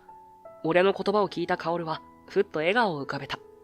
どこか寂しげでもあり、でも安心したようでもある。複雑な笑みだった。まだ若いのに、随分と大きな重荷を背負っているのかもしれない。そう思うと、普段はあまり湧かない感情が、かすかに胸を叩いた。ありがとうございます。でも、伊吹さんが危険な目に遭うことは、私としても避けたいんです。本来なら、学生の問題は、教職員が主体となって解決すべきで、警備員さんに大きな負担をかけるべきではないと、分かっています。だけど、今のこの大学には、上白グループの影が大きくのしかかっている。このままでは、本当に自由な環境とは言えない。学生たちも学びたいことを存分に学べる状況じゃない。そんな気がしてならないんです。彼女はそう言いながら視線を落とした。ほんの少しだけ肩が震えているようにも見えた。もしかしたら彼女は相当な数の嫌がらせや妨害を受けているのかもしれない。改革を掲げて理事長に就任したのはいいが、周囲の反発や圧力もまた強いだろう。もし何か困っていることがあれば言ってください。やれる範囲で力になります。この一言は純粋に俺の本心だった。ありがとうございます。伊吹さんがいてくれるだけで、私は少し心強いです。彼女の目はどこか潤んでいるようにも見えた。俺はその瞬間、自分の胸にかすかな熱が生まれるのを感じた。普段なら決して湧かない感情だ。俺はいつもどんな時も冷静で余計な感情は排除してきた。だけど理事長の言葉には人を引きつける力がある。思わず応援したくなるような、そんなまっすぐさを持っているのだ。それじゃあ俺は巡回に戻ります。思い詰めた空気を断ち切るように、俺はそう言って席を立つ。薫も、はい、気をつけてくださいね。と声をかけ、深く礼をした。そのまま防災センターを出て、廊下へと足を運んだ。そんなある日の昼下がり、研究棟の廊下を巡回していた俺は、ふと、背後から苛立った声が聞こえるのに気づいた。振り返ると、少し先の曲がり角で、薫が何やら教授らしき男に詰め寄られている。教授はスーツ姿で、髪を短く刈り込んだ50代くらいの男性。いかにも気が強そうな表情を浮かべ、薫にまくし立てていた。どうして私の研究室の予算が削られるんですか？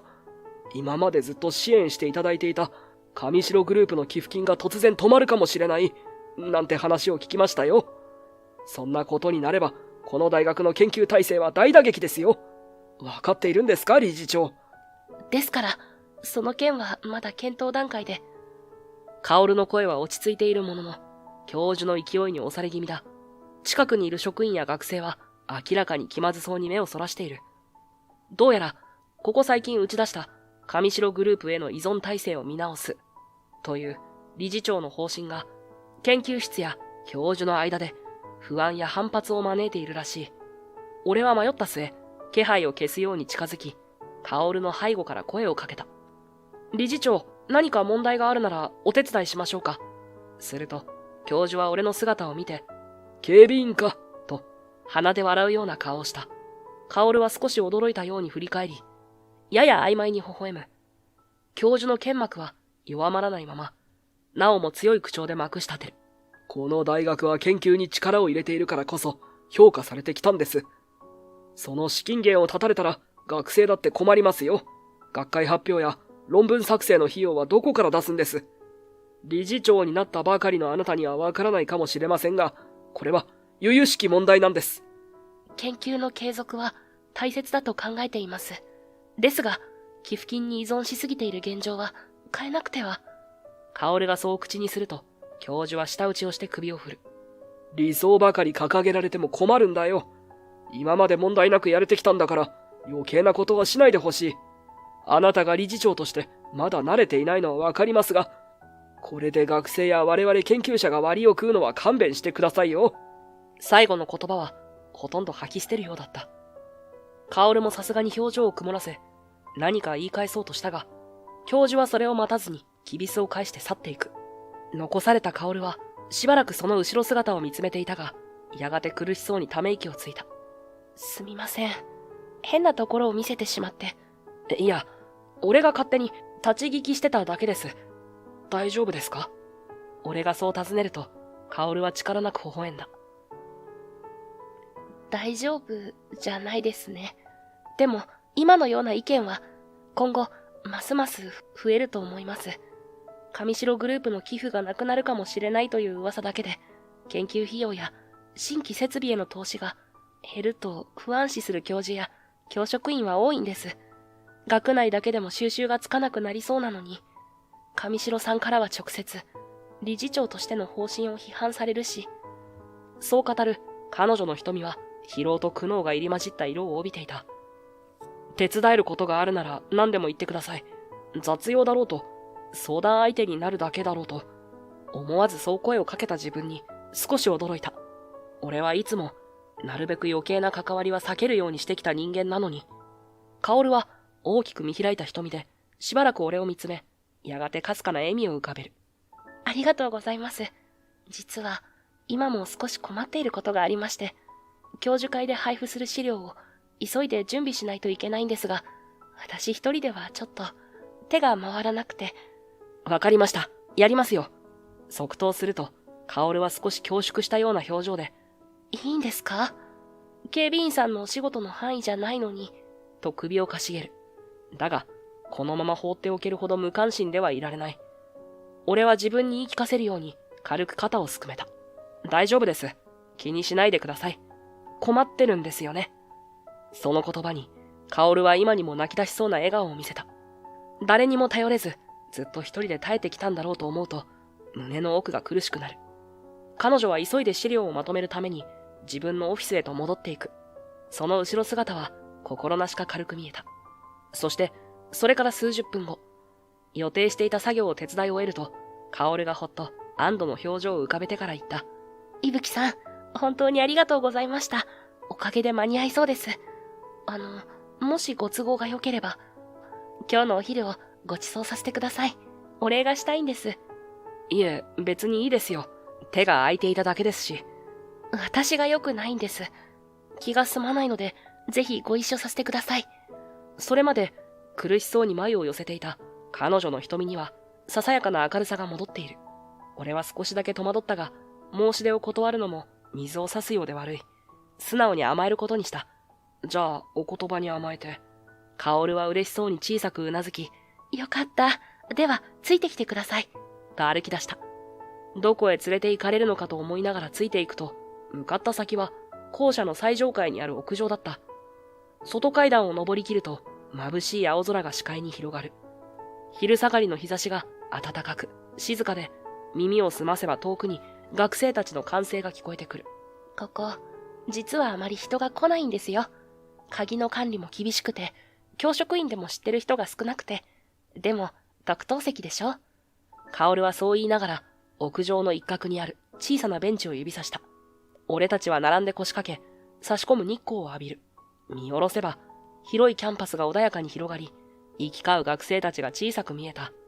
普段は、お弁当を買ってきて、ここで一人で食べることが多いんです。気分を切り替えたい時とか、誰にも見られたくない時、ここへ来ると少しだけ気が楽になるんですよ。彼女が手渡してくれたのは、学内のカフェテリアで調達してきたサンドイッチとスープだ。俺がわざわざすみませんと受け取ると、彼女は遠慮がちに笑う。いえ、今まで誰かとここでお昼を食べたことって、実はあまりないんです。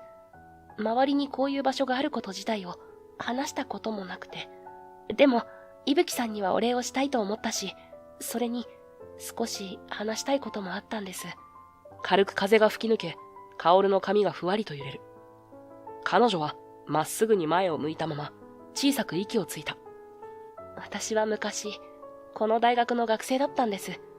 卒業後は一旦別の企業で働いていたんですが、しばらく経ってから、ある教授が上白グループに意見を言ったことで、研究費を打ち切られ、居場所を失ったって話を耳にしたんです。教授の名前は伏せますけど、私が学生の頃からすごくお世話になっていて、その話を聞いたとき、本当に悔しくて、お金や権力のせいで大切な研究や教育の場が踏みにじられるなんて、あってはいけないと思ったんです。彼女はそこで一度言葉を切る。遠くを見つめる瞳には、あの時の記憶と痛みが刻まれているようだった。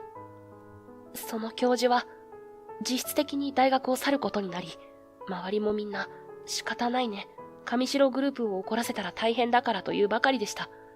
悲しかったんです。大学は、本来なら誰でも自由に学べる場所であるはずなのに、大きな寄付者に逆らえないせいで、理想や情熱を諦めなければならないなんて、あの時の光景がずっと頭に残っているんです。薫の声は決して強い調子ではなかったが、その奥には確かな激情が感じられた。まるで胸の底からゆっくりと吹き上がるマグマのように消えることなく燃え続ける感情なのだろう。だから私、この大学に戻ってきたんです。理事長になることなんて想像もしていませんでした。でも、大学側から改革の旗振り役になってほしいと声をかけられたとき、逃げたくないと思いました。きっと、あの教授の無念さを晴らすには、大学を変えるしかないんじゃないかって、私みたいな若造がどこまでできるかわかりません。でも、絶対に変えたいんです。大好きだったこの大学を。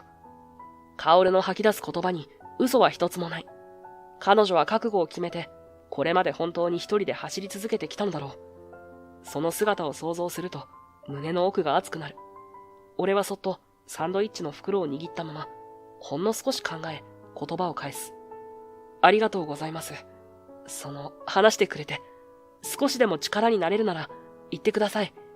俺のできる範囲なら何でもやりますから。言葉にすると、どこか不器用な響きになった。でも本心だった。彼女が憎むような金や権力に飲まれたくはないし、この大学を守りたいと思う気持ちは、いつの間にか俺自身にも芽生え始めていた。本当に頼もしいですね、伊吹さんは。薫はそうつぶやきながら、ふっと切なそうに笑う。その笑みは、どこか救われたような色を帯びていた。昼下がりの屋上に緩やかな風が吹く。特等席というだけあって、遮るものがない広い空が眩しい。二人きりで食べる静かなランチは、どこか不思議な開放感をもたらしていた。ここ、いい場所ですね。そう言うと、薫はこくりとうなずく。はい。私、嫌なことがあった時や、一人で考えたい時はいつもここに来ていたんです。でも、こうやって誰かと一緒に座っていると、いつもとは違う安心感がありますね。俺は何も言わず、軽く微笑んでみせる。これから先、もっと大きな問題が待ち受けているのかもしれない。でも今はただ、薫にとって少しでも心の安らぐ時間になればそれでいい。そんなことを考えながら、俺たちは穏やかな風の中、静かにサンドイッチとスープを口に運んだ。それから数日後のある日の午後、俺は外周の見回りを終えて学内に戻ろうとしたところで、ふと嫌な声が耳に入った。廊下の突き当たりから、あの上白壮太の声が聞こえる。どうやら女子学生に絡んでいるらしい。声の調子からして、ただの世間話とは思えない。俺は急いで足を向けてみた。だから、俺に逆らうと面倒なことになるぞ。わかってんのか？そう言いながら、女子学生の腕を掴もうとしている。彼女は懸命に拒んでいるようだけど、周囲の学生たちは怖がって遠巻きに見ているだけだ。まったく、懲りない男だな。おい、やめろ。ここはキャンパスだぞ。俺が声をかけると、ソータは露骨に嫌な顔をして振り返った。またお前か？警備員風情が出しゃばってんじゃねえよ。一度ひどい目に遭わせたはずなのに、まだわからないのか、と言いたそうな表情を浮かべている。その時、足音も荒く、薫が駆け寄ってきた。どうやら騒ぎを聞きつけて、急いで来たようだ。ちょっと上白くん、何をしているの？ソータは慌てた様子を装いながら、女子学生の腕を離すと、平然とした口調で言い返す。何って、世間話してただけだろ？ちょっと盛り上がってたら、彼女が騒ぎ出しただけだって。嘘でしょ？あなたがこの女の子にひどいことを言ってるのを、私ははっきり聞いたわ。どうしていつも、そうやってトラブルばかり起こすの？やっていいことと悪いことがあるわ。それに、警備員さんにも謝りなさい。そう叱りつける薫の声は、明らかに怒りを帯びている。はぁ？なんで俺が謝らなきゃいけねえんだよ。警備員ごときに頭を下げろってのか？苛立ちを隠そうともせず、ソータは薫を鋭く睨み返す。周囲を取り巻く学生たちは、怯えたように後ずさり、誰も声を上げようとしない。あまりにも理不尽な態度に思わず息を飲んだとき、すぐそばにいた女子学生が真っ青な顔で薫の後ろに隠れた。理事長、私はもう大丈夫ですから。大丈夫。あなたは何も悪くないから。上白くん、これ以上暴れるなら厳しく処分しますよ。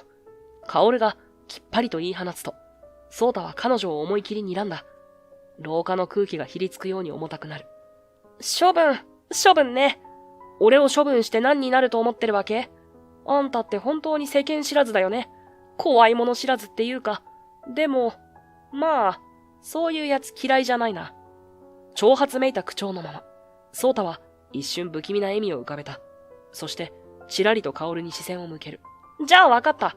あんたが相手してよ、理事長さん。理事長なんだから、生徒の言うこともちゃんと聞いてくれるよな。ソータはにやりと唇をつり上げ、周囲の視線など、気にも留めずに言葉を重ねる。ほら、勉強ってやつを教えてもらおうかと思ってたんだよね、この子に。でも、どうやら嫌がってるみたいだからさ。だったら、理事長が代わりに相手してよ。まさか、生徒からのお願いを断らないよね。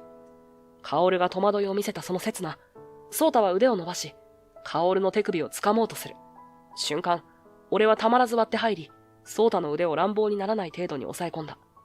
いい加減にしろよ。低い声で静かに言い放つと、ソータはギロリとこちらを睨み返し、苦々しそうに唇を噛んだ。周囲にいた学生たちが先ほどまでの騒ぎを忘れたかのように息を飲んで見守る。てめえ、また邪魔すんのか？ざけんな。そう声を荒げながら腕を振り払おうとしたものの、俺の力が想像以上に強いと悟ったのか、ソータは唇を歪めて、くそ！と毒づいた。そして、睨むように顔を上げると、覚えてろよ。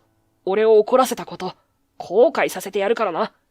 と捨て台詞を残し、そのまま取り巻きたちを引き連れて去っていった。ようやく静けさが戻った場所には、怯えた様子の女子学生と胸を押さえる薫、そして俺だけが残された。ありがとうございます。伊吹さんが止めてくれなかったらどうなっていたか。薫がほっと息をついてこちらに礼を言う。腕を掴まれかけたショックで、まだ動揺が残っているのか、その声はどこかかすかに震えていた。理事長は悪くないですよ。むしろ、危ないところだった。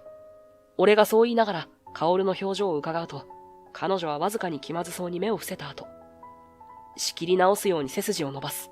そして、まだこわばった様子のまま、立ち尽くしている女子学生に向かって歩み寄った。ごめんなさいね。こんなことになってしまって。大丈夫だった？はい。普段、上白くんはあそこまで強引じゃないんです。最近イライラしているみたいで、私もどう対処していいかわからなくて。女子学生は戸惑いながらも胸を押さえ、安堵の息を吐いている。すると薫は、その肩にそっと手を置いて優しく語りかけた。私が理事長として、学生のみんなが安心して学べる学校にしようと心がけているのに、こんなことが起こるなんて、本来あってはならないことだわ。何としても食い止めてみせるから。今日のことは本当にごめんなさいね。謝罪の言葉には、薫の強い決意も滲んでいた。女子学生は気まずそうにうつむいたまま。いえ、理事長のせいじゃありません。助けてくださってありがとうございました。と繰り返す。その姿を見て、薫は申し訳なさと同時に、守らなければならないものが増えたのだ、という責任感を一層強く胸に抱いているように感じた。それから数日後、大学全体を揺るがすような一報が駆け巡った。上白グループのトップ、上白総一郎から、警備員、伊吹を解雇しなければ、寄付を打ち切る、という通告が届いたのだ。通告といっても、実際には、学内の管理部門や理事会へ向けた要望という名の圧力だろう。だが、学外どころか、政治や経済界にも太いパイプを持つ上白グループに、歯向かえるものなど、残念ながら多くはない。俺にしてみれば、いつか来るかもしれないと、覚悟はしていた話だ。何度か、上白の息子、宗太と対立した時点で、いずれこうなることは予想できた。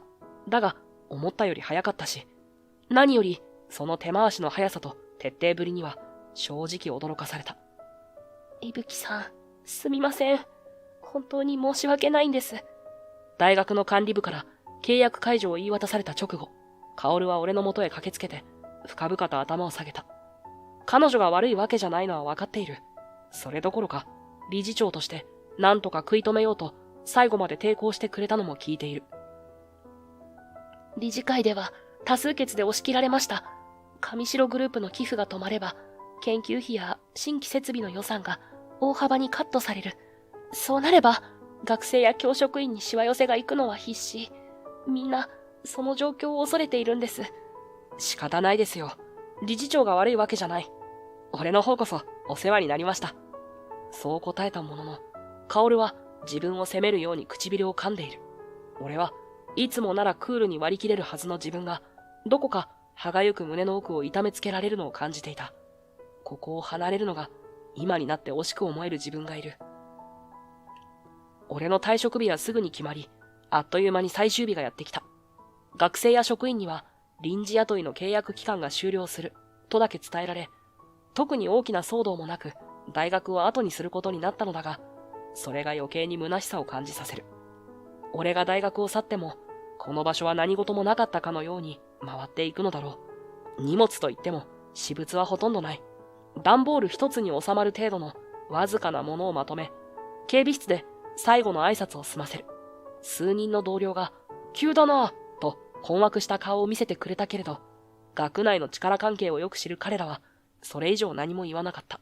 ただ、口々に、お疲れ様、とだけ告げてくれる。最後に、巡回のルートを歩く。ちらりと見上げた校舎の窓から、学生たちの何気ない日常が見えた。雑談に花を咲かせるもの。スマホを覗き込むもの。笑顔で歩くもの。そういった当たり前の風景を守りたかったのは、何も俺だけじゃない。薫だって、そして多くの教職員や学生だって、この大学をいい場所にしたいと思っているはずだ。だが、その思いが、上白グループの巨大な影によって、押しつぶされてしまう状況があるとしたら、悔しさと無力感が同時に心をかきむしる。帰りがけに警備用のセキュリティカードを返却しようと管理部へ立ち寄った際、妙な気配を感じて足を止めることになった。古い会議室の扉の隙間から険しい声が聞こえてきたのだ。思わず身を引き、様子を探るように耳を澄ます。上白さん、どうしても伊吹を戻してほしいんです。あの人は大学にとって必要な存在だと私は思います。声の主は薫だった。驚きと同時に胸が締め付けられる。これ以上、俺のために無茶をしなくてもいいのに、相手は宗太の父親、上白グループの総帥である上白総一郎だった。君、なぜそんな警備員一人に執着する？彼がいなくても大学は回る。余計なトラブルを起こす可能性があるなら、排除した方がいいと判断するのが当然じゃないか。確かに、寄付金は大学にとって大きな支えです。でも上白さん、このままでは学生たちの未来が歪められてしまいます。学生同士のトラブルが起こった時でも、あなたや宗太くんの名前が出ると、教職員が萎縮してしまう。寄付を失うかもしれないという恐怖から、正しい指導や処分を行えず、見過ごされる不正がどんどん増えているんです。さらに研究費の配分も、上白グループとつながりの深い教授の研究室ばかりが優遇されて、学問の本質とは関係のないお金になるテーマだけが選ばれる傾向が強まっています。大切な基礎研究や新しい試みに挑戦する枠が削られている状況を私は見過ごせません。本来の教育の場を守りたい。それにはあなたや颯太くんの応募を黙認するわけにはいきません。お金によって学生を支配しようとするのは本当の教育じゃない。どうか考え直していただけませんか？薫の声は震えていない。むしろ凛としていて、普段の柔らかな口調からは想像もできないほど意志がこもっている。しかし、帰ってきた宗一郎の言葉は鋭く冷徹だった。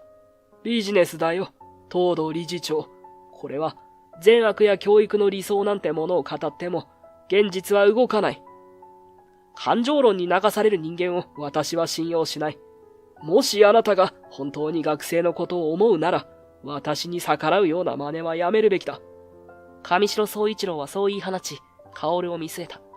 彼女の瞳は揺れ動いていたが、それでもなお、理想を捨てる気はないという意志がかすかに見える。思ったより頑固だね。私はね、事実なんていくらでも作り出せるんだよ。わかるか？君は若いから、もう少し従順かと思ったが、どうも言うことを聞く気はないみたいだ。じゃあしょうがない。お払い箱だ。何を言っているんですか？薫は思わず息を飲んだ。宗一郎は鼻で笑い、さらに言葉を継いでいく。いいかね。君がもう少し物分かりが良ければ、あの仲の良かった警備員も辞めることはなかった。君が反抗的だから、周囲の人間が巻き込まれて不幸になるんだよ。そして、この先もそうだ。君のせいで迷惑を被る者は増える。もちろん、君自身もな。理事長を辞めろ、ということですか？そういうことじゃない。言うことを聞くなら理事長でいられるという話だよ。君がどうしても改革を押し通すというなら、私は寄付を打ち切る。それどころか、大学を貶めるような手段を取ってもいい。わかるだろう？人を使えばどんなスキャンダルでもでっち上げられるんだ。君が守りたいという学生たちごと、この大学を潰すことも可能だ。冷たい目と傲慢な言葉。それはまるで、全てが自分の手中にあると信じて疑わない王者のようだった。薫は悔しさに唇を噛みながら、それでも強い視線をそらさない。しかし、宗一郎はその小さな抵抗を無視するかのように、吐き捨てるような調子で続ける。さあ、どうする？寄付金が欲しいなら、そして理事長の座にしがみつきたいなら、私に頭を下げろ。さもないと、君の大切なものは全部失われる。大学も学生も、君の取り巻きや友人まで、ね。その言葉は、静まり返った室内に重く響く。薫は屈服することなく睨み返すが、宗一郎の顔には不気味な余裕の笑みが浮かんだままだ。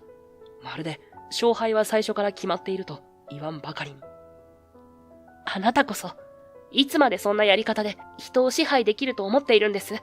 確かに、寄付金は大学にとって必要なものかもしれない。でも、それを盾に応募を繰り返すなら、どこかで必ず歪みが生まれます。あなたの息子さんを見ても、わかるでしょ？薫の言葉に、宗一郎の眉がピクリと動く。否定するつもりか、あるいは聞く耳を持たないか。ともあれ、彼の方が優位であることには変わらない。とばかりに、余裕の笑みは崩れない。どこかで歪みが生まれる？面白いね。だが、そんな空論に耳を傾けるほど、私は暇じゃない。ビジネスの世界においては、力のある者が勝つ。それだけの話だ。君はまだ若いし美人だが残念だったな。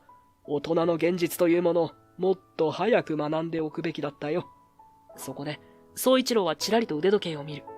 どうやら彼には彼の段取りがあるらしい。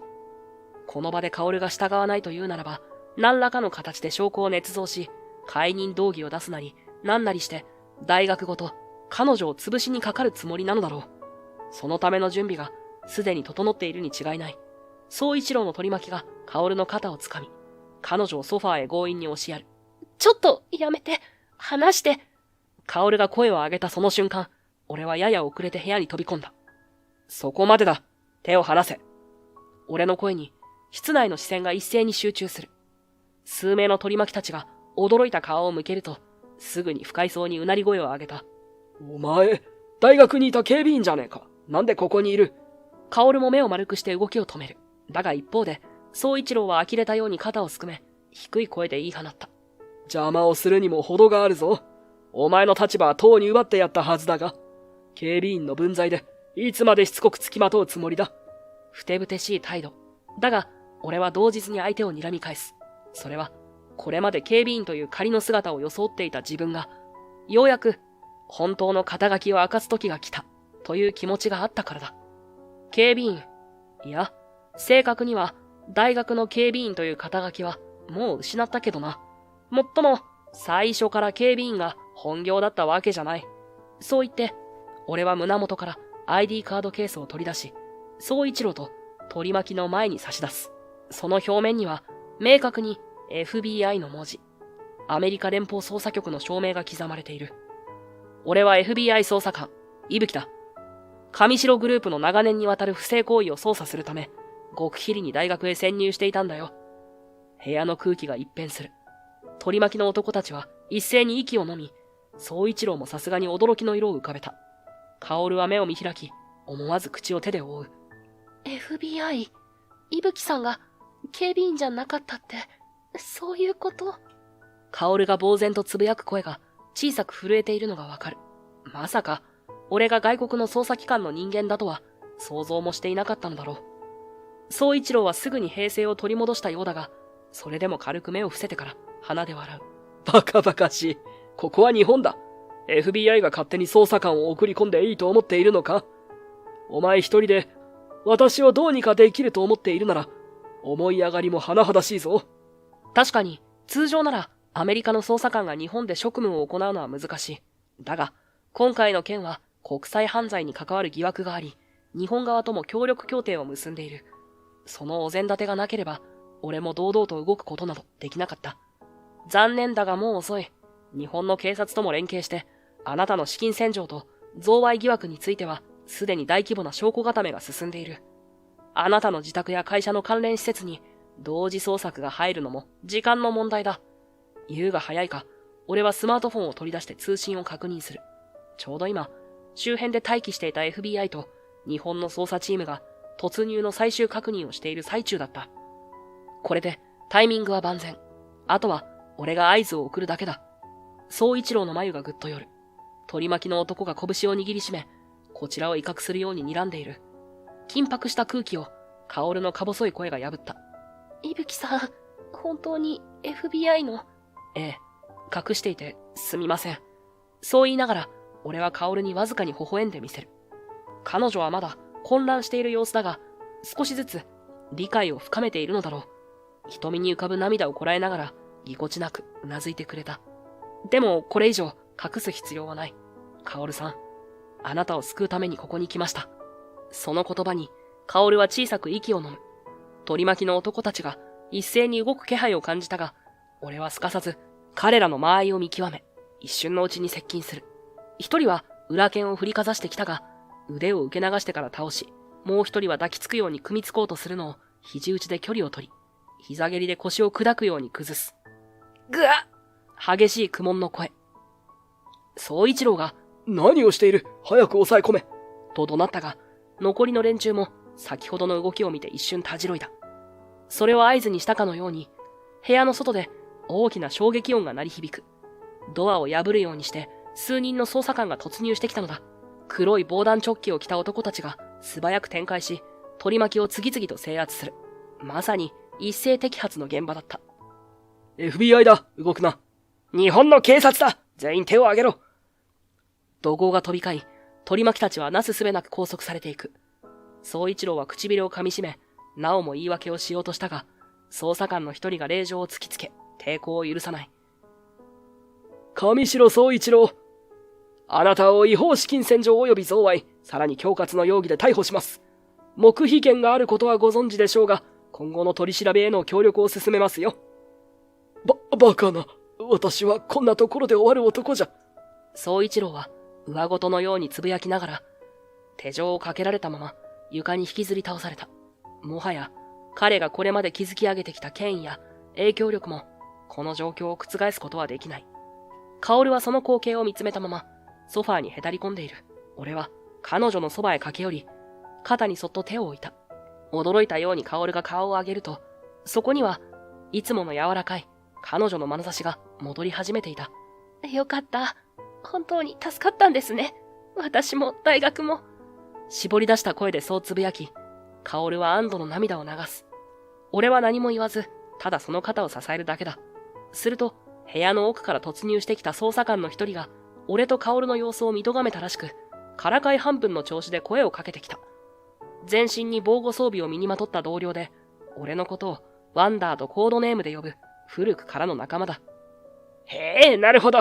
お前が今回やけに慎重だと思ったら、そういうわけか。こっちからすれば、ずいぶんもどかしい捜査だったがな。まさか噂のプリンセスを守ろうとしてたとはね。俺が軽く睨み返すと、そいつは肩をすくめてにやりと笑う。いや、責めてるわけじゃないさ。機械人間みたいに冷静な息吹が、こんなに本気で人助けに奔走するなんて珍しいからな。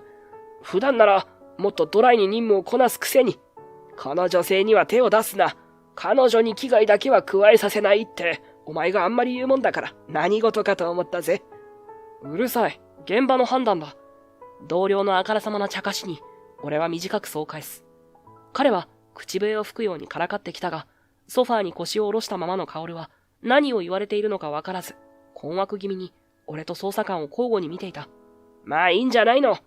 捜査官は言葉を続ける。ここまで姫を守り抜いたってわけだし、それに見合うだけの魅力があるお嬢さんだろう。どうなんだワンダ。いい加減にしてくれ。からかわれ続けるのに耐えきれず、俺がそう言うと、同僚は満足げに肩をすくめた。薫は相変わらず事情がわからないまま、きょとんとした表情のままだ。まあまあ、僕はもう行くよ。あとは日本の警察とも連携して、上白グループの連中をしっかり引っ張らせてもらう。お前は、その姫君のそばを離れずにいてやれよ。機械人間さん。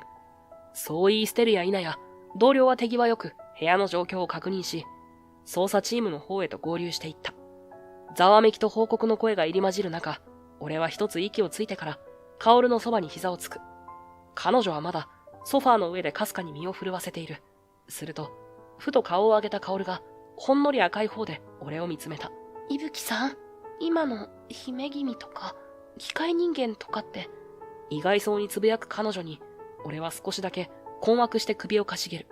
宣告の同僚とのやりとりは英語だったから、彼女にはわからないだろうと思っていたのだが、どうやら様子が違うらしい。すみません。あれは仲間内での軽口というか、あまり気にしないでください。英語だったし、薫さんには意味が通じないだろうと思ってたんですが。いえ、私、大学では英語を専攻していたんです。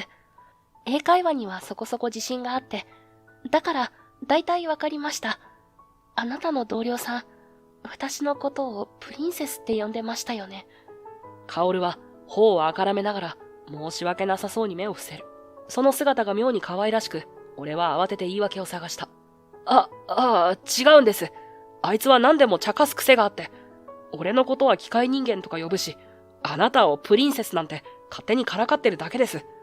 深い意味はないと思う。多分。最後の言葉に自信がないのが自分でも情けない。薫は視線を落としたまま少しの間沈黙した。だが次の瞬間、かすかに笑みを浮かべる。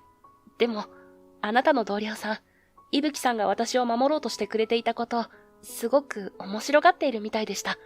機械人間っていうのも。実は、そのあだ名は俺の任務上の性分から来てまして、捜査の時、無駄な感情はいらないとか、冷静な判断が全てだと思ってるんです。仲間内では、俺のことをずっと感情のないロボットか何かみたいに呼んでたんですよ。自重気味にそう言うと、薫は首を振る。でも、今のあなたは、決してそんな風には見えません。不思議そうにつぶやく、その小姉に、俺は一つ息をついて答えた。そうかもしれません。正直自分でも戸惑ってるんです。任務に感情は不要だと、ずっと思ってましたから。下手に情を挟むと失敗のもとですし、合理的に動くことが何より大事なんだって。でも、薫さんがこの大学を守りたいと、一生懸命に訴える姿を見たとき、そんな思い込みが崩れたというか、それを聞いた薫は、少し目を潤ませながら、静かにうなずく。薫さんの純粋な気持ちに触れて、人を守りたいと思うことは決して悪いことじゃないって改めて思えたんです。機械みたいに動くだけが正解じゃない。むしろ、その情熱を大切にすることが人間だって、あなたを見ていてそう気づかされました。そう言いながら、俺は彼女の顔を見やる。薫は感極まったように瞳を潤ませながら、それでもしっかりとした声で言葉を返す。伊吹さんは、すごく冷静に見えて、その奥には誰よりも熱いものを持っていると思います。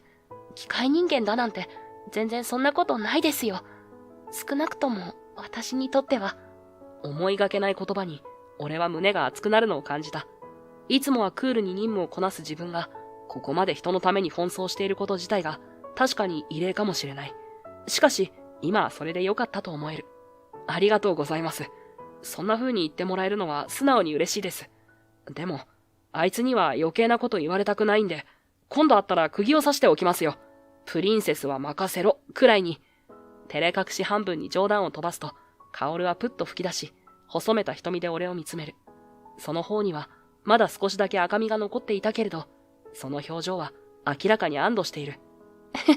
お願いします。プリンセス扱いなんて、ちょっと気恥ずかしいので。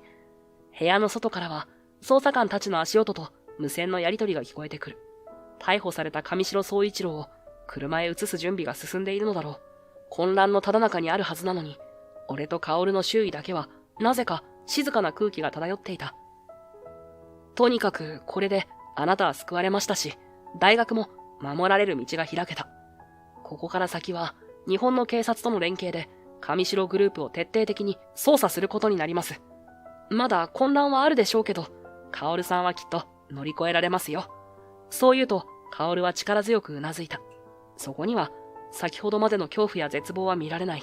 むしろ、新たな希望を目に宿しているように思える。はい、私もやります。絶対に、この大学を本当の意味で、自由な学びの場に変えてみせます。伊吹さん、今までも、そしてこれからも、ありがとうございます。そう言いながら、彼女は静かに頭を下げる。俺はそっと手を差し出し、薫の手を支えるように立ち上がるのを促した。礼を言うのは俺の方です。あなたのおかげで、俺自身も感情や人を守る気持ちが決して捨てるべきものじゃないと分かった。本当にありがとうございます。目と目が合ったまま小さく微笑み合う。部屋の外の喧騒は一向に収まらないが、今は二人とも構わなかった。まるでここだけが別の世界に切り離されたかのように静かで、穏やかな時間が流れているように感じられた。礼を言い合ったあの静かな時間から、そう長くは経たないうちに、上白宗一郎は正式に起訴されることになった。金融犯罪や贈賄、恐喝など、数々の容疑が FBI と日本の警察との合同捜査で立証され、グループ全体の影響力は一気に失速。大学に対しても多額の寄付が完全にストップし、学内は一時混乱をきたしたが、逆にそれが寄付に依存しない運営を模索する大きなきっかけとなり、薫の改革は一歩ずつ現実味を帯び始めている。ただ、一連の騒動が落ち着き始めた頃から、上白の息子である宗太は全く大学に姿を見せなくなった。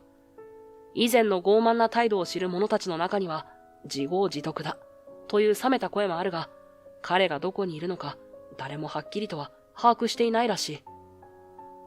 ある日の夕暮れ、薫と俺は警察や捜査関係者との情報交換を終えて、大学近くの道を歩いていた。俺も FBI としての報告義務があり、今日はいくつかの手続きを済ませてきたところだ。薫は一緒に来て、研究費の見直しや教職員の配置転換などに関する書類を提出するため、関係部署とのやり取りを行っていた。少しずつだけど、前に進んでいますね。大学の運営計画、教授会や学生も意外と協力的で助かります。腕にぶら下げたカバンを少し持ち上げ、書類の重みを気にしながらそういう薫の表情には、決意と安堵が混ざり合っている。上白グループの影が薄れた今、真にこの大学を立て直すための根本的な改革に着手できる、という期待があるのだろう。ええ、俺も何かあれば力になりますよ。実際、学生たちは理事長の熱意に触れて、結構前向きに動いているんじゃないですか？そうだと嬉しいんですけど、ただ、どうしても人手や予算の問題があって、一度に全部は無理だから、優先順位を決めて、順繰りに解決するしかありませんね。焦りは禁物だと自分に言い聞かせてます。控えめに微笑む薫からは、かつての苦しげな雰囲気は感じられない。上白親子の支配がなくなった今、この大学はようやく新しい一歩を踏み出そうとしている。そんな明るい予感が伝わってくる。そんな時、不意に視線の端に見覚えのある姿を捉えた。大学通りとは外れた路地の一角、灰色の建物の陰で誰かがこちらに気づいて立ち止まっている。軽く前傾姿勢で、どうにも居心地が悪そうなそのシルエット。もしや、上白くん？薫が驚いた声を上げる。まさに、あの上白颯太だ。ボサボサになった髪のまま、うつむきがちにこちらを見ている。制服でも、豪華な私服でもない、ラフなパーカー姿。大学で見かけた時のような派手な取り巻きもいない。颯太は声をかけられたことに気づいて、一瞬だけ背を向けそうになったが、結局、その場に立ちすくんだ。俺と薫が、そばまで近寄ると、彼は申し訳なさそうに肩を落として視線をさまよわせる。理事長、それにあんたも久しぶり。ああ、元気にしてたか？俺がごく普通の挨拶を返すと、彼はかすかに自重めいた笑みを浮かべた。そしてすぐにその顔は曇り、力のない声が漏れる。元気じゃないな。父さんがあんなことになって、寄付金もストップして、俺、大学に顔を出せなくてさ。みんな、上白の息子だった俺に、へいこらしてただけだったんだなって、痛感したよ。語尾が消え入るようになり、続けて言葉を吐き出すようにつぶやく。友達だと思ってた奴も、みんなどっか行っちまった。大変だねなんて言葉だけ残して、俺から離れていくんだ。まあ、仕方ないよな。俺がそういう立場を利用して、好き放題してきたんだから、今更誰も相手になんかしてくれない。薫は静かに彼の言葉を受け止め、近づいていった。彼女の目には悲しみが混じっているが、決して責めるような色はない。上白くん、あれから大学に全然来ていないみたいね。みんな心配してるわよ。あなたはまだこの大学の学生なんだから。その一言に、颯太は顔をしかめ、思わず嘲笑じみた声を上げる。学生？俺が？父さんが捕まった今、寄付金だってもう入らない。俺がどんな面で大学に行けばいいんだよ。今まで親の力を傘に来て偉そうにしてた奴が急に学生面して何を勉強するんだ。言いながら目線を落とす彼の姿は、かつての傲慢な面影とは程遠い。むしろ自分自身の生き方を否定し、それでもすがるものがなく立ち尽くしているように見えた。俺は少し黙った後、そっと薫を見やる。薫は一つ息をつくと、まっすぐ颯太の前に立ちはだかる。彼が少しうろたえた様子で顔を上げると、薫は優しく微笑んだ。上白くん、胸を張って大学に来ればいいの。あなたはまだうちの大学の生徒なんだから。でも、俺なんかがもう戻れる場所じゃないだろ。弱々しい声に、薫は強い口調で言い切る。そんなことないわ。あなた自身が学生として学びたいと思うなら、大学の門はいつだって開いてます。親御さんがどういう立場になろうと、あなたの未来はあなたのもの。今までの行いは反省して、同じ鉄を踏まなければいいのよ。少なくとも私はあなたを歓迎します。今までもこれからも理事長として、いえ、一人の人間としてね。もし誰かに避けられたり、ひどい言葉をぶつけられたりしても、あなたが本気で改心して真面目に勉強したいと思うなら、いつでもサポートするわよ。堅くなに伏せられていた颯太の視線が、薫の目をまっすぐ捉えた。ほんの一瞬、不安と希望が入り混じるようにして揺れ動き、それから彼は苦しげに息を吐く。そっか、そんなこと言ってもらえるなんて思わなかった。あんたが理事長でよかったよ。その瞬間、彼の目から涙がポロリと落ちた。一生懸命にこらえようとしているのがわかるが、一度崩れた気持ちは制御しきれないのだろう。震える声でありがとうと繰り返す彼に、薫は穏やかにうなずいている。俺は少し距離を取ったまま、その光景を見守った。大学という場所は必ずしも過去の失敗や家の事情を背負い続けるためのものではない。むしろ学び直しややり直しを許容するスペースであってほしい。薫の言葉は、そんな大学の理想を体現しているのだろう。やがて、颯太は袖で目元を拭い、照れくさそうにみじろぎする。ありがとう。もう一度だけやり直してみたい。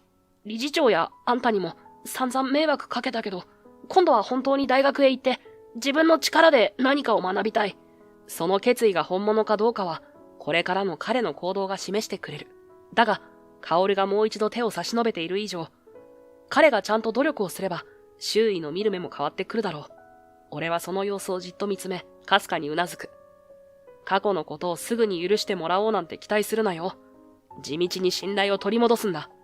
厳しめにそう言ったつもりだったが、宗太は表情をこわばらせつつも、しっかりと返事を返した。ああ、わかってるよ。だから、俺はもう二度とあんな横暴な真似はしない。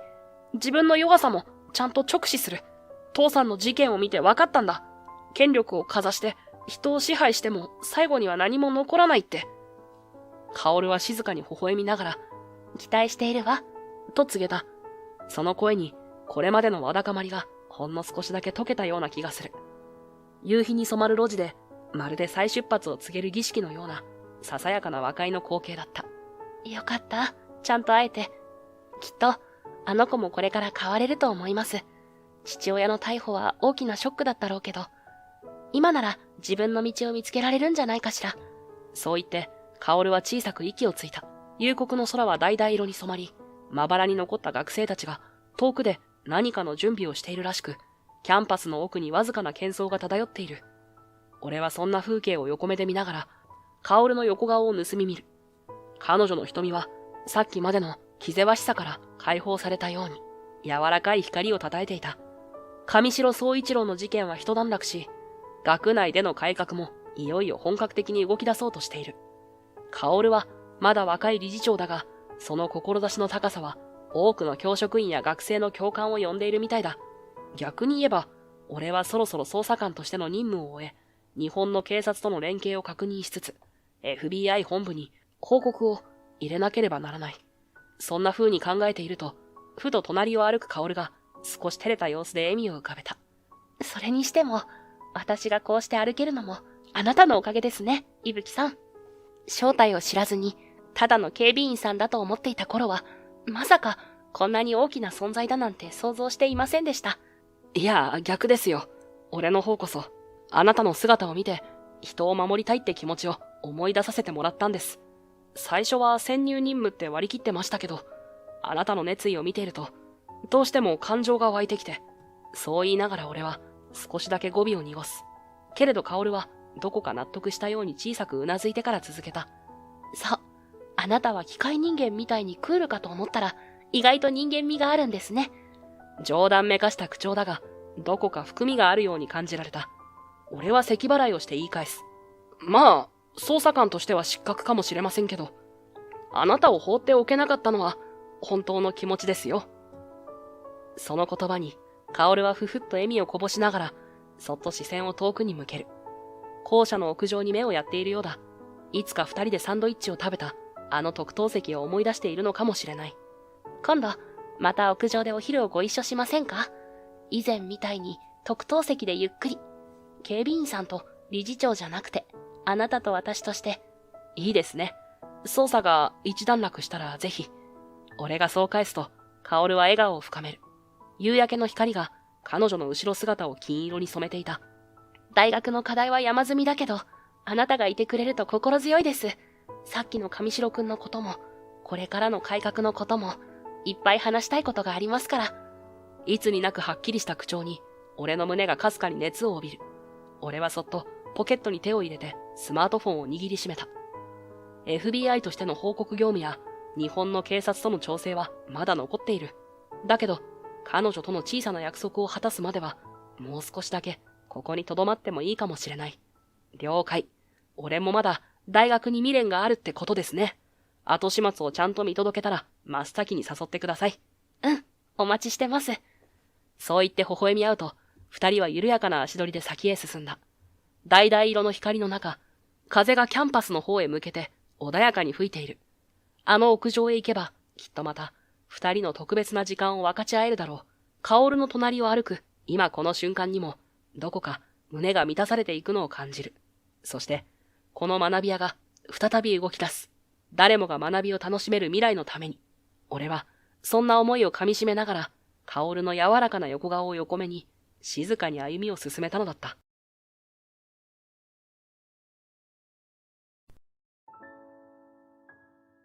こんなオペもできないのか？お前は本当に医者か？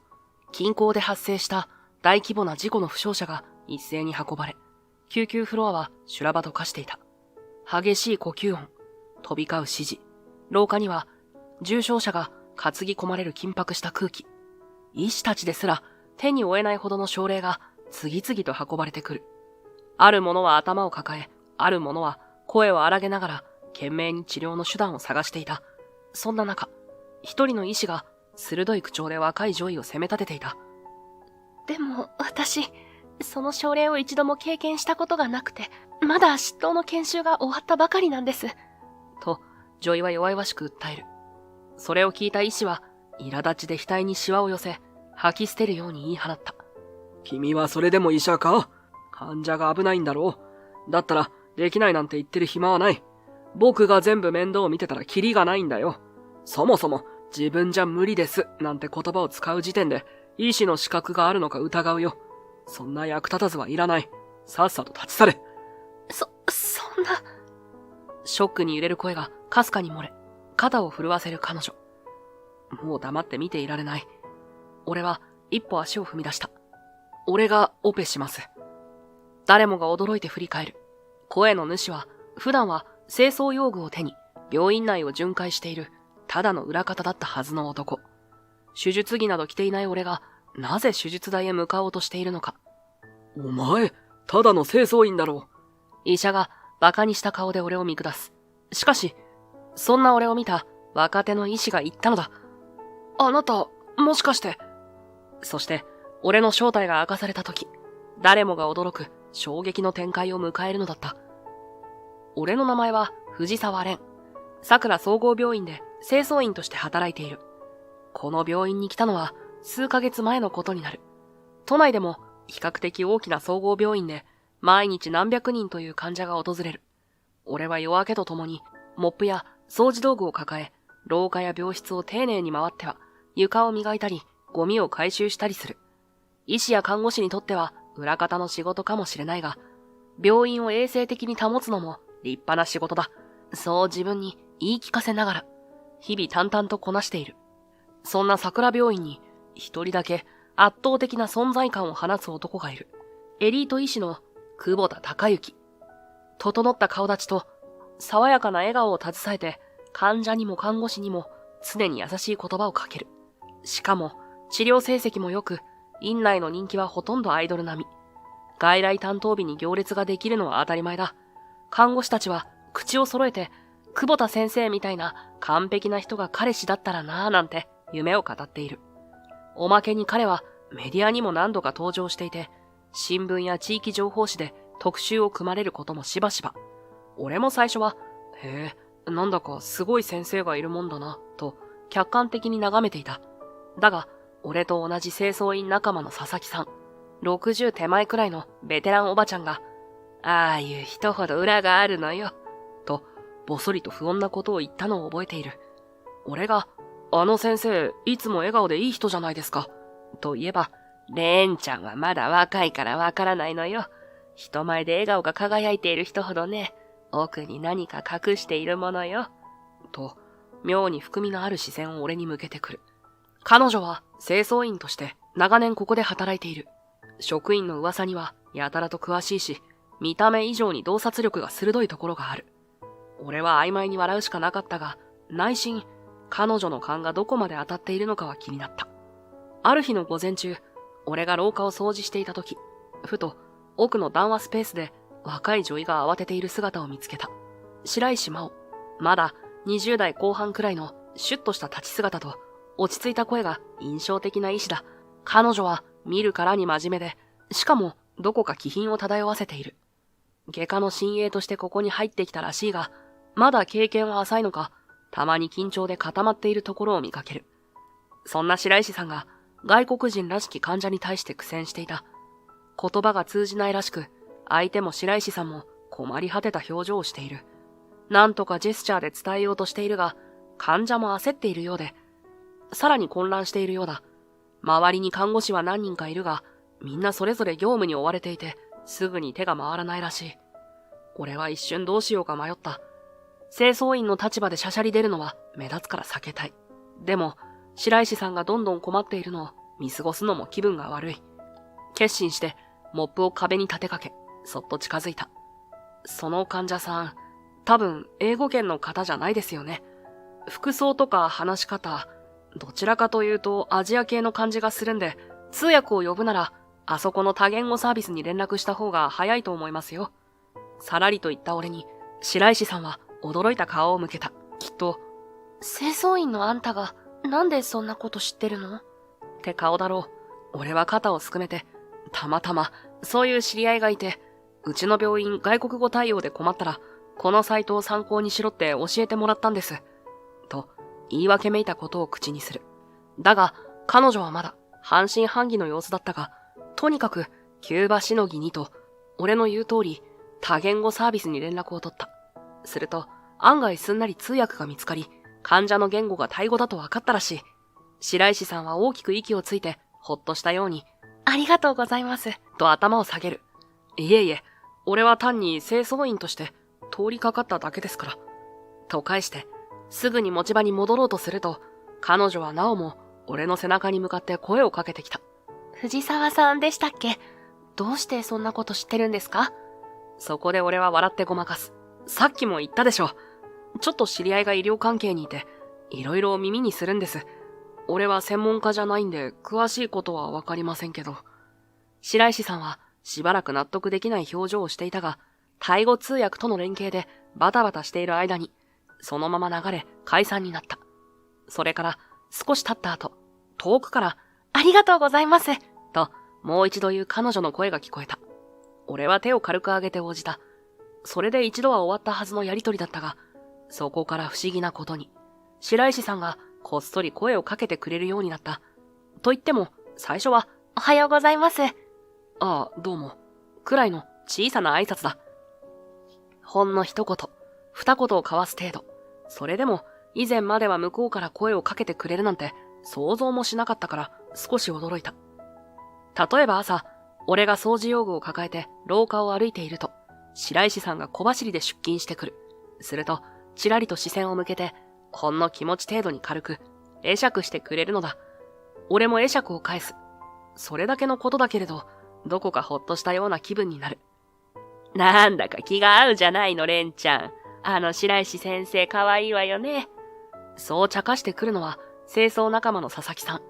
今日も廊下で、モップを持っている俺のそばに立ち、ニヤニヤしながら言葉を投げてくる。いえ、別に、そんな仲良しになったわけじゃ。ただ、挨拶するようになっただけですよ。あんたに？あんたって妙に他人の面倒を見るからね。白石先生も気になるんじゃない？からかわないでください。そんな関係じゃないですってば。そう返しても、佐々木さんは、あらあら、そうかしらね。と、わざとらしく笑うばかりで、結局こちらの弁解には耳を貸してくれない。俺は曖昧に笑い返してごまかすしかなかった。それから数日後、昼下がりの病棟。俺はいつものようにモップを押しながら床を拭いていた。看護師たちはバタバタと忙しそうに動き回り、診察室からは医師の低い声と患者さんの受け答えがかすかに聞こえてくる。そんな慌ただしい空気の中、ふと視線の先に壁にもたれるようにして参考書を読んでいる白石さんの姿が目に入った。白石さんは大きめの本を両手で抱え込むようにしてじっと文字を追っている。首をかしげるような仕草から、どうやら真剣に悩んでいるか、何かを懸命に覚えようとしているのか、いずれにせよ集中している様子だ。これは声をかけるべきか、それとも放っておくべきか。少し躊躇したが、結局俺は足を止めた。理由は単純。彼女の顔色があまり良くなかったからだ。もしかして徹夜明けとかで疲れているのかもしれない。声をかけた瞬間、白石さんはびっくりと肩を揺らした。藤沢さん。びっくりするじゃないですか。すみません。あまりにも集中してるみたいだったんで、逆に気になってしまって。本音を言えば、気になったのは彼女の体調だけじゃない。彼女が手にしている参考書のタイトルにも見覚えがあったからだ。確か、だいぶ古い版が出回っていて、最近新しい改訂版が出たはず。その情報を前に誰かから聞いた記憶がある。でも、清掃員の俺が口を出していい話かどうか、葛藤はあったものの、結局、その言葉は口をついて出てしまった。その本、古い情報かもしれませんよ。最新版が出てたと思いますけど。俺がそう言うと、白石さんは驚いたように本のカバーをこちらに向けてみせた。薄い水色のカバーには、ずいぶん前の発行年が印字されている。内容が全く時代遅れってわけでもないだろうが、せっかく勉強するなら、新しいデータも合わせて知っておいた方がいいに決まっている。え、これですか？久保田先生にまずはここから覚えればいいって勧められたんです。古いってことはないんじゃないですか？彼女は素直に不思議そうな顔をしながら本の表紙を軽くなぞった。俺からすれば、いや、もともと基礎として使うのはいいとしても、もっと新しい情報を参照しないと、と思うところだが、そこまで断定的に言うとさすがに怪しまれる。清掃員のくせに何を知った風なと呆れられても嫌だから曖昧な微笑みを浮かべながら言葉を選ぶ。まあ、俺も専門家じゃないんで詳しいことはわかりません。ただ、新しい論文とかガイドラインとか日進月歩だと思うんで、合わせて見てみるといいかもしれませんね。白石さんは俺の顔をじっと見つめていたが、やがてふっと目を伏せ、参考書を抱えるようにして声を落とした。確かに、最近はネットでもいろんな情報がありますし、同期の子は海外の資料も読んでたりして、私ももっと幅広く学んだ方がいいのは分かってるんです。でも、久保田先生にそう言われたら、素直に従いたくて。その言葉に少しだけ胸がざわつく。彼女の口ぶりは単なる上司への敬意ではなく、もっと特別な思いを含んでいるようにも聞こえた。俺が黙っていると、白石さんは視線を遠くの壁に向けたまま、ぽつりぽつりと話し始める。私、昔から美人だねって言われると、素直に喜べなかったんです。学生の頃は結構それで得してるって周りからも言われてて、でも外見ばかりに注目されると本当に医師として認められてるわけじゃないんじゃないかって不安というかコンプレックスが拭えなくて。そう言いながら彼女はうっすらと苦笑いを浮かべる。真面目で努力家な人だと分かっていたが、そんな悩みを抱えていたとは想像もしていなかった。確かに美しいことも時には偏見や嫉妬の対象になる。正直、大学に入ったばかりの頃は、見た目だけの女医だなんて闇を言われたり、手術の場でも、君は器用そうに見えないって笑われたりして、それがトラウマで。でも、久保田先生に出会って、少しだけ変われたんです。白石さんは、そこで小さく息をつき、再び参考書の表紙に視線を落とす。久保田先生は、君はしっかり勉強している。誰が何を言っても気にするなって言ってくれました。外見のことじゃなくて、私の努力や知識を認めてくれた初めての先生だったんです。それがすごく嬉しくて、だから今も先生が勧めるなら間違いないって思い込んじゃうところがあって。なるほど。彼女にとっては、久保田という存在は単なる上司以上に、自分の本質を肯定してくれた恩人でもあるわけだ。まさに、救いの手を差し伸べてもらった印象が強いのだろう。先生が勧める本を読むのは大事だと思います。基礎が詰まってるなら、それはそれで損じゃない。でも、もし時間に余裕があるなら、新しい資料を探してみるのもいいんじゃないですか。海外の学会誌とか、図書館にあるかもしれないし、なるべくさりげないトーンで提案する。清掃員らしからぬ発言だが、今更細かいことを気にしても仕方ないと思った。白石さんは小さくうなずいたまま、深いため息をついている。わかりました。もうちょっと視野を広げてみます。それにしても、藤沢さんってどうしてそこまで医療の事情に詳しいんですか？やはり来たかという感じだ。白石さんの瞳は探るようにこちらを見つめている。俺は一瞬言葉に詰まりかけたが、ここで余計なことを喋ってもいいことはない。いつもの言い訳を繰り返すしかない。いや、専門的なことなんて全然知らないですよ。ちょっと医療系の知り合いがいて、なんとなく話を聞くことはあるけど、すみません、紛らわしくて。いえ、こっちこそ変なこと聞いてごめんなさい。でも、ちょっと不思議な人だなって思いました。そう言って、白石さんはまた笑みとも何ともつかない表情を浮かべる。そして、参考書を抱き直すと、この後カンファレンスがあるので失礼しますね。と頭を下げ、廊下の向こうへと姿を消していった。俺は残された廊下に一人立ち尽くし、モップの柄を握り直した。白石さんが語った美人であることのトラウマというのは、俺には想像しきれない部分もある。久保田先生ね。誰もいない廊下で、俺は彼の名をかすかにつぶやいた。夜の病院は、昼間とはまるで別世界のようだ。人の往来が極端に減り、廊下の照明も少しだけ落とされているせいか、静寂というよりは、どこか張り詰めた空気が漂っている。俺は持ち場を巡回しながら、モップで床を拭いて回っていた。日中はなかなか手が届かない端の方も、この時間帯なら多少は余裕を持って掃除できる。ここ最近、白石さんと話す機会が増えたとはいえ、それでも医師や看護師とは世界が違う。夜の病院で清掃をする俺をほとんどの人は気にも留めない。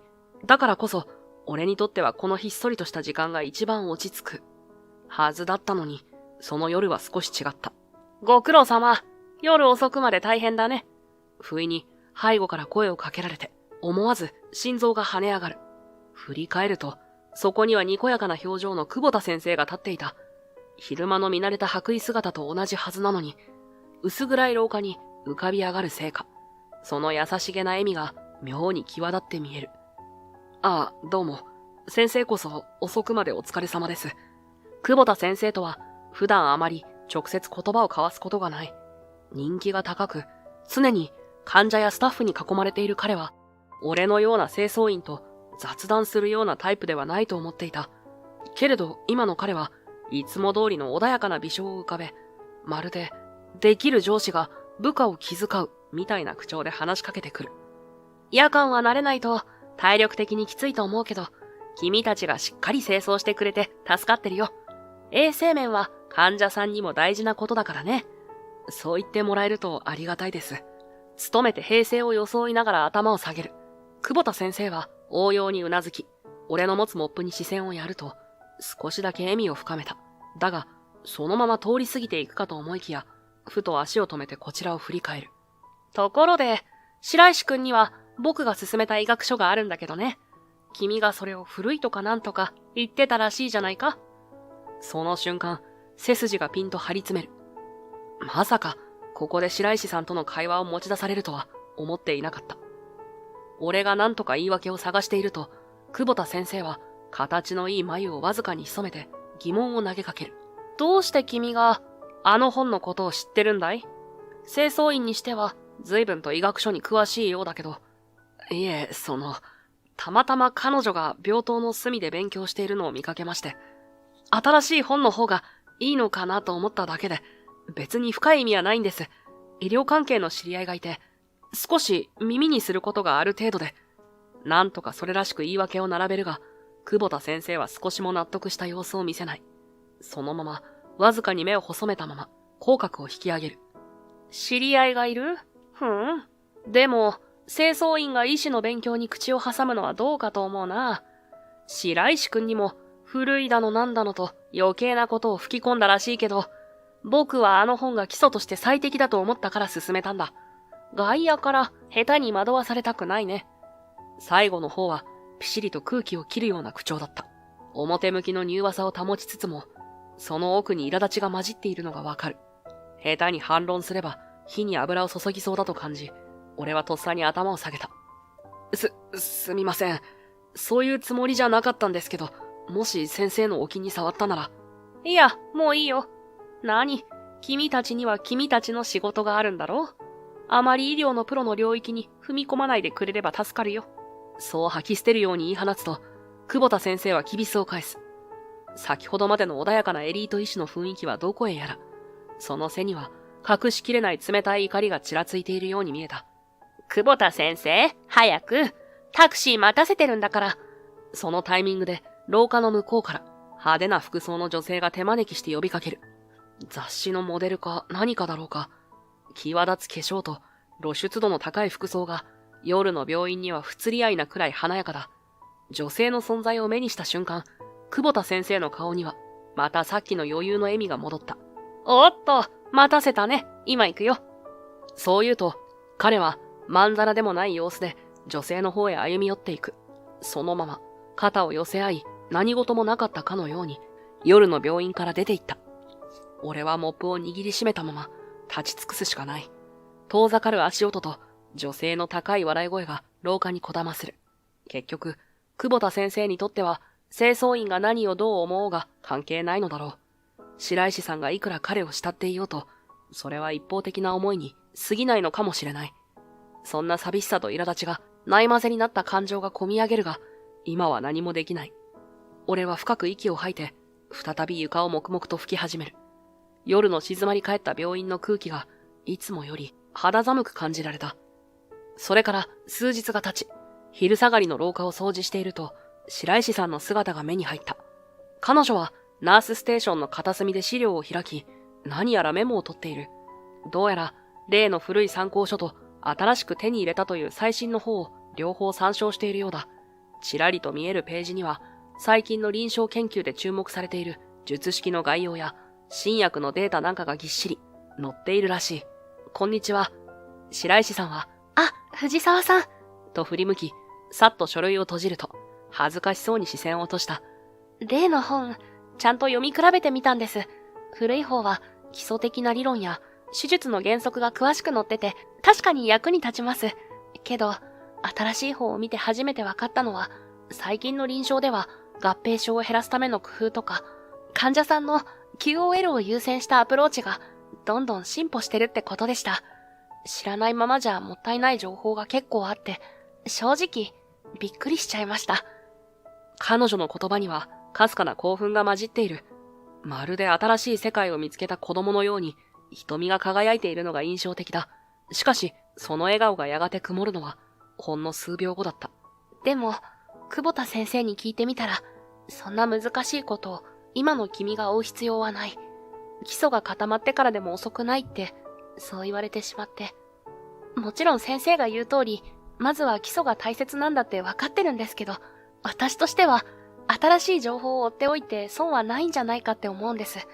先生はいつも正しいことを言ってくださるし、私が伸び悩んでいる時は手を差し伸べてくださった。でもやっぱり、私も自分なりに学べることは全部学びたいんです。そう言うと、白石さんは資料を抱え直して小さく息をついた。久保田先生に否定されたことで、少し落ち込んでいるのだろうが、それでも完全に諦める気配はなかった。その姿が何ともいじらしくて、そして切ない。彼女の瞳には、まだ学びたいという強い意志が宿っているのがわかる。このまま何も言わない方がいいのだろうか。だけど、あの久保田先生の姿を知ってしまった身としては、黙って見過ごすのがどうにもやりきれない。白石さん、実は、久保田先生に関して一つ伝えたいことがあるんです。俺は迷った末に言葉を発した。白石さんは、きょとんとした顔で首をかしげる。自分でも、この行為が彼女を傷つける可能性があると分かっていたが、胸の奥の罪悪感と不安に耐えきれなかった。先生、別の女性と一緒に過ごしているみたいなんです。夜にばったりお二人を見かけました。言ってしまった。一瞬白石さんの表情が固まる。そして、まるで打ちのめされたかのように瞳を伏せると、次の瞬間には唇をきつく結んだ。それがどうしたんですか？声は震えているように聞こえたが、明らかに怒りを叩えているのがわかる。否定するでもなく、ただ静かに感情を押し隠すような口調。その彼女の姿に胸が締め付けられる。もし本気で先生を慕っているなら、こういう話も知っておいた方がいいかと思って。ごめんなさい、余計なこと。俺がそう言い訳めいた言葉を続けようとした瞬間、白石さんは不意に顔を背けた。余計ですよ。私が勝手に先生をお慕いしてるだけです。先生が誰と一緒にいようと、私には関係ありませんので。鋭い声に気をされて、俺は思わずたじろいだ。ああ、そうですよね。と、なんとか言葉を絞り出すが、それに白石さんがさらなる追い打ちをかける。本当に余計なことだと思います。どうしてあなたがわざわざ私に教える必要があるんですか？勝手に踏み込んでおいて、先生の評判を落とそうとしてるみたいで、不愉快なんです。突き刺すような瞳で見据えられると、喉の奥がひりついて言葉が出てこない。確かに、俺は余計なお世話をしただけなのかもしれない。だけど、彼女の肩先がかすかに震えているのを見てしまうと、謝ることすら罪のように感じられた。ごめんなさい。決してそんなつもりじゃ。だったら、黙っててください。私の気持ちなんて、誰かにとやかく言われる筋合いありませんから。そのまま、きびすを返す白石さんの後ろ姿は、普段のキリリとした雰囲気とは違い、どこか壊れやすいガラス細工のように見えた。なのに、俺は追いかける勇気を持てず、床に落ちた視線を、ただ上げられずにいる。以来、白石さんが俺に声をかけてくれることはなくなった。ふと廊下ですれ違っても、彼女はわざと視線を外すように通り過ぎていく。あれほど熱心に勉強をする姿は変わらないものの、もう俺が近づく余地はないようだ。自分の正義感を押し付けた結果、彼女を遠ざけてしまった。モップを握る手がやるせないほど重く感じられる。結局、何も救えないまま、ただ、徒労感だけが胸に広がっていった。そんな日常に突然、嵐のような大事件が舞い込んだ。ある日、大規模な多重事故が発生し、重症患者が大量にこの病院へ搬送されることになったのだ。救急車のサイレンがひっきりなしに鳴り響き、廊下は担架やストレッチャーで溢れ返る。負傷者の絶叫や看護師の呼びかけが入り乱れていた。もともと緊急事態に備えはしていたはずだが、これほどの大規模搬送を想定したマニュアルは十分とは言えない。スタッフ全員が極限状態に陥り始めている。そんな修羅場のただ中に立っていたのは久保田だった。その名声と実績から誰もがここは久保田先生に任せれば大丈夫と思い込んでいた。実際、彼は大声で指示を飛ばし、周囲も一瞬はさすが先生だと安堵したかに見えた。ところが、患者数が想像をはるかに上回ると、徐々にほころびが出始める。看護師が報告に駆け寄るたびに、久保田の表情には焦りの色が見え隠れするのが分かった。久保田先生、この患者さん外傷が深くて、呼吸も危ういです。子宮オペが必要かと。じゃあ、オペ室に運んでくれ。いや、待てよ。他の緊急手術も詰まってるんだろう。じゃあ、そちらで調整してくれ。苛立ちながら答える久保田だったが、看護師にしてみれば、調整してくれという丸投げに等しい。さらに、新たな担架が運ばれてくるたび、緊急度判定が間に合わない。すべてを久保田に報告しようにも、彼自身も担当患者にかかりきりで、指示系統がバラバラになりつつあった。先生、同時に3人オペが必要です。ドクターが足りません。そんなの、外科医の連中と協力してどうにかやれって。僕ばかりに頼られても困る。声を荒げる久保田に周囲は息を飲む。これまで完璧で頼れるエリート医師のイメージを持っていたスタッフたちは、その表変ぶりに動揺していた。その時、白石さんが血の気を失いそうな顔で駆け寄ってきた。切迫した表情からして、相当深刻な患者が運ばれたのだろう。彼女は一生懸命に、今しがた運び込まれた負傷者の情報を久保田に伝える。先生、この患者さん、内臓損傷の疑いがあります。動脈からの出血もありそうで、すぐにオペが必要です。でも、緊急手術室が塞がってる上に、人手が足りません。じゃあ、君がやればいいだろう。僕だって今別件で手が離せないんだ。外科医の端くれなら、それくらいできるはずだ。言葉は荒くはないが、突き放すような冷たい響きが混じっている。白石さんは言葉を詰まらせ。でも、私、その手術を一度も経験したことがなくて、まだ執刀の研修が終わったばかりなんです。と、弱々しく訴える。それを聞いた久保田は、苛立ちで額にシワを寄せ、吐き捨てるように言った。君はそれでも医者か？患者が危ないんだろ？だったらできないなんて言ってる暇はない。僕が全部面倒を見てたらキリがないんだよ。そもそも、自分じゃ無理ですなんて言葉を使う時点で、医師の資格があるのか疑うよ。そんな。ショックに揺れる声がかすかに漏れる。すると、久保田は追い打ちをかけるように冷たい視線を向ける。やっぱり、君は見た目だけの出来損ないだな。どうせこの騒ぎだ。できないならそこで黙って見ていろ。その瞬間、白石さんの目からさっと涙がこぼれ落ちそうになるが、彼女は懸命にこらえる。なぜあの優しかった先生が、こんなにも冷酷な言葉を浴びせるのか。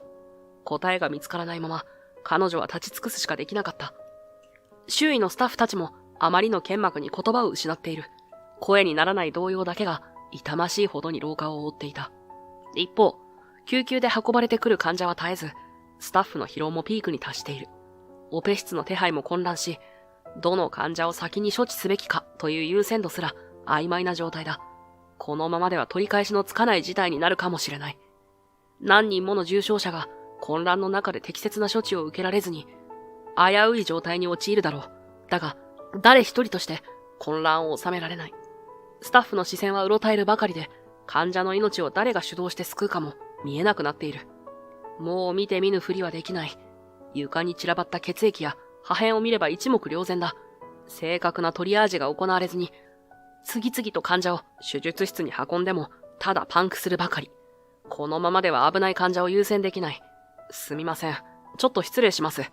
この事態を目にして、俺はあえて前に出た。清掃員の立場で、医療のプロの領域に踏み込むなんて、本来はご法度だ。それでも、混乱を放置するよりはマシだと判断したのだ。傍らにいた看護師が、驚いたように振り向く。清掃員さん、何を？この患者さん、かなり状態が危険です。あちらの二人も、重症レベルが高そうですね。まずはトリアージカードを使って、優先度をはっきりさせてください。それから、処置室の割り振りも見直した方がいい。今のままじゃ混乱するだけです。そう言いながら、俺は周囲をぐるりと見回した。まだ動けるスタッフがいるなら、すぐに行動に移してほしい。誰かが指示を出さなければ、どんどん状況が悪化してしまう。白石先生、そちらの患者さんは、腹部に深刻な外傷があるみたいです。まずは CT で出血箇所を確認するのが先決だと思います。もし動かせないようなら、簡易的な止血処置を急いでください。はい。戸惑いながらも、白石さんは俺の言葉にうなずき、急いで患者のそばに駆け寄る。周囲の看護師たちにも声をかけ、手早く検査と止血準備を進めていく。オペ室がいっぱいなら、サブの処置室に回しましょう。看護師長さん、軽症者はそちらにまとめて対応できませんか？今残っている病室を臨時で使うのも手だと思います。俺がそう言いながら患者たちのトリアージを進めていくと、周囲のスタッフが次第に落ち着きを取り戻し始める。誰もがこの非常事態をどうにかしなきゃという思いだけで動いているが、指示を出す人間がいないまま混乱していた。けれど今は俺の言葉に従って負傷者を運ぶ看護師が増えてきた。白石さんもひたすら患者のバイタルや止血箇所を確認し、急ピッチで CT へと回す準備を整えている。勝手な真似はやめろ！だが、そんな中で、久保田が鋭い声を上げる。彼は苛立ちを隠しきれない表情で、こちらを強く睨んでいる。まるで、清掃員ごときが、医師でもないくせに何を指示しているんだ、と言わんばかりだ。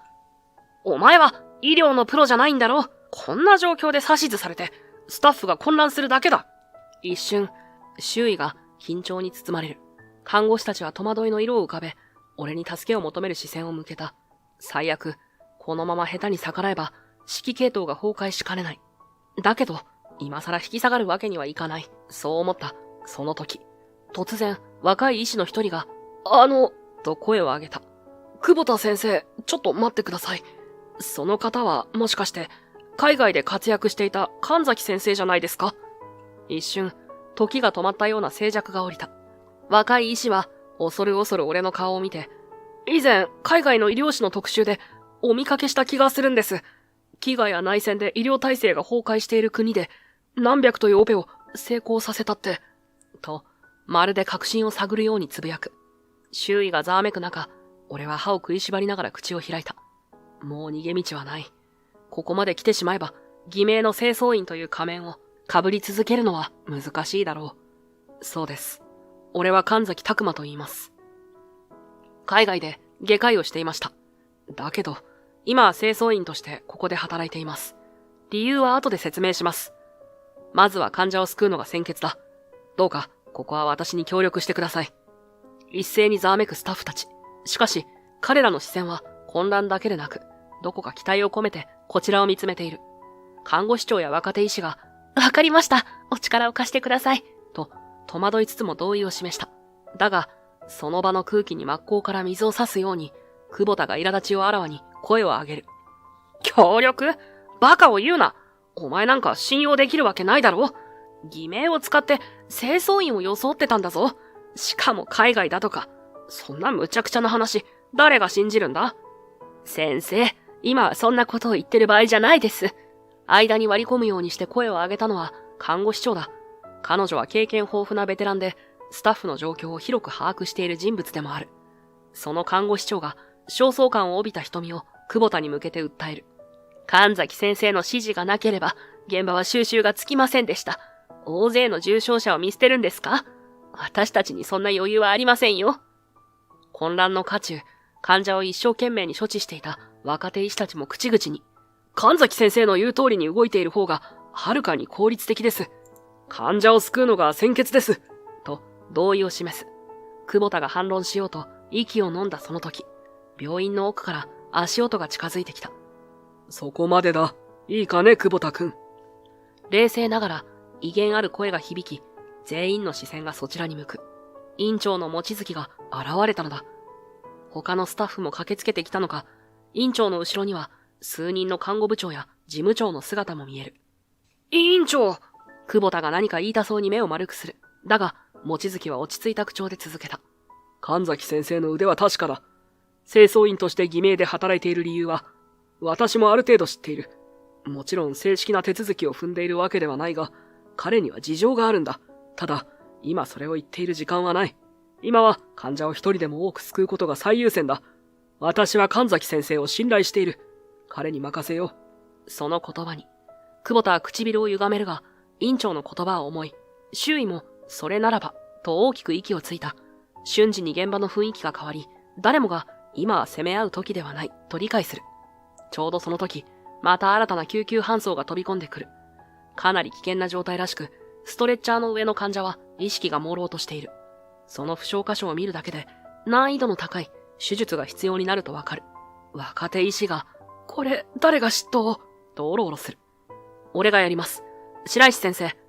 サポートを頼みます。俺は迷わず手を挙げたが、白石さんは目を大きく見開いて立ち尽くす。でも私…お願いできますか？白石先生。先日、あなたが見ていた資料の中に、こういう外傷に対応する新しい術式、いわゆるダメージコントロール手術が載っていたはずですよね。腹部に重度の損傷がある場合、まずは短時間で止血と汚染源のコントロールを行って患者の状態を安定化し、それから改めて再建のオペに移るというやり方です。あなたの知識が必要なんです。そう言い切ると、白石さんの瞳が揺れる。数秒の沈黙の後、彼女は強くうなずいた。まるで、もう一度自分の足で立ち上がる決心を固めたかのように、はっきりとした声で、あれですね。わかりました。と答える。よし。ではすぐに、オペ室を確保しましょう。看護師長さん、手術道具と輸血の準備を頼みます。院長や若手医師、看護師たちも次々と動き出し、あれほど混乱していた現場が一気に緊張と秩序を取り戻していく。白石さんはまだ動揺を隠しきれないまま、それでも力強い眼差しで、俺と一緒にストレッチャーの患者へ向かって駆け出した。絶対助けましょう。廊下の向こうで、苛立たしげに立ち尽くす久保田の姿がちらりと見えたが、今は彼を気にしている暇はない。目の前には緊急の患者がいる。騒然とした院内に響くアラート音とスタッフの呼び声。その中心で、俺と白石さんは医師として、一つの命を守るべく、意を決する。ここで成功しなければ、すべてが台無しになる。今はただ、祈るような気持ちで、手に握ったメスを見つめ、息を整えるしかなかった。白石さんの補助のもと、実際のオペは、俺が主導する形となる。傷口は深く、出血も多い。海外の、もっと過酷な環境で磨いた経験を総動員して、いかに短時間で出血箇所を特定し、体力を温存したまま、次の段階に持ち込めるかが勝負だ。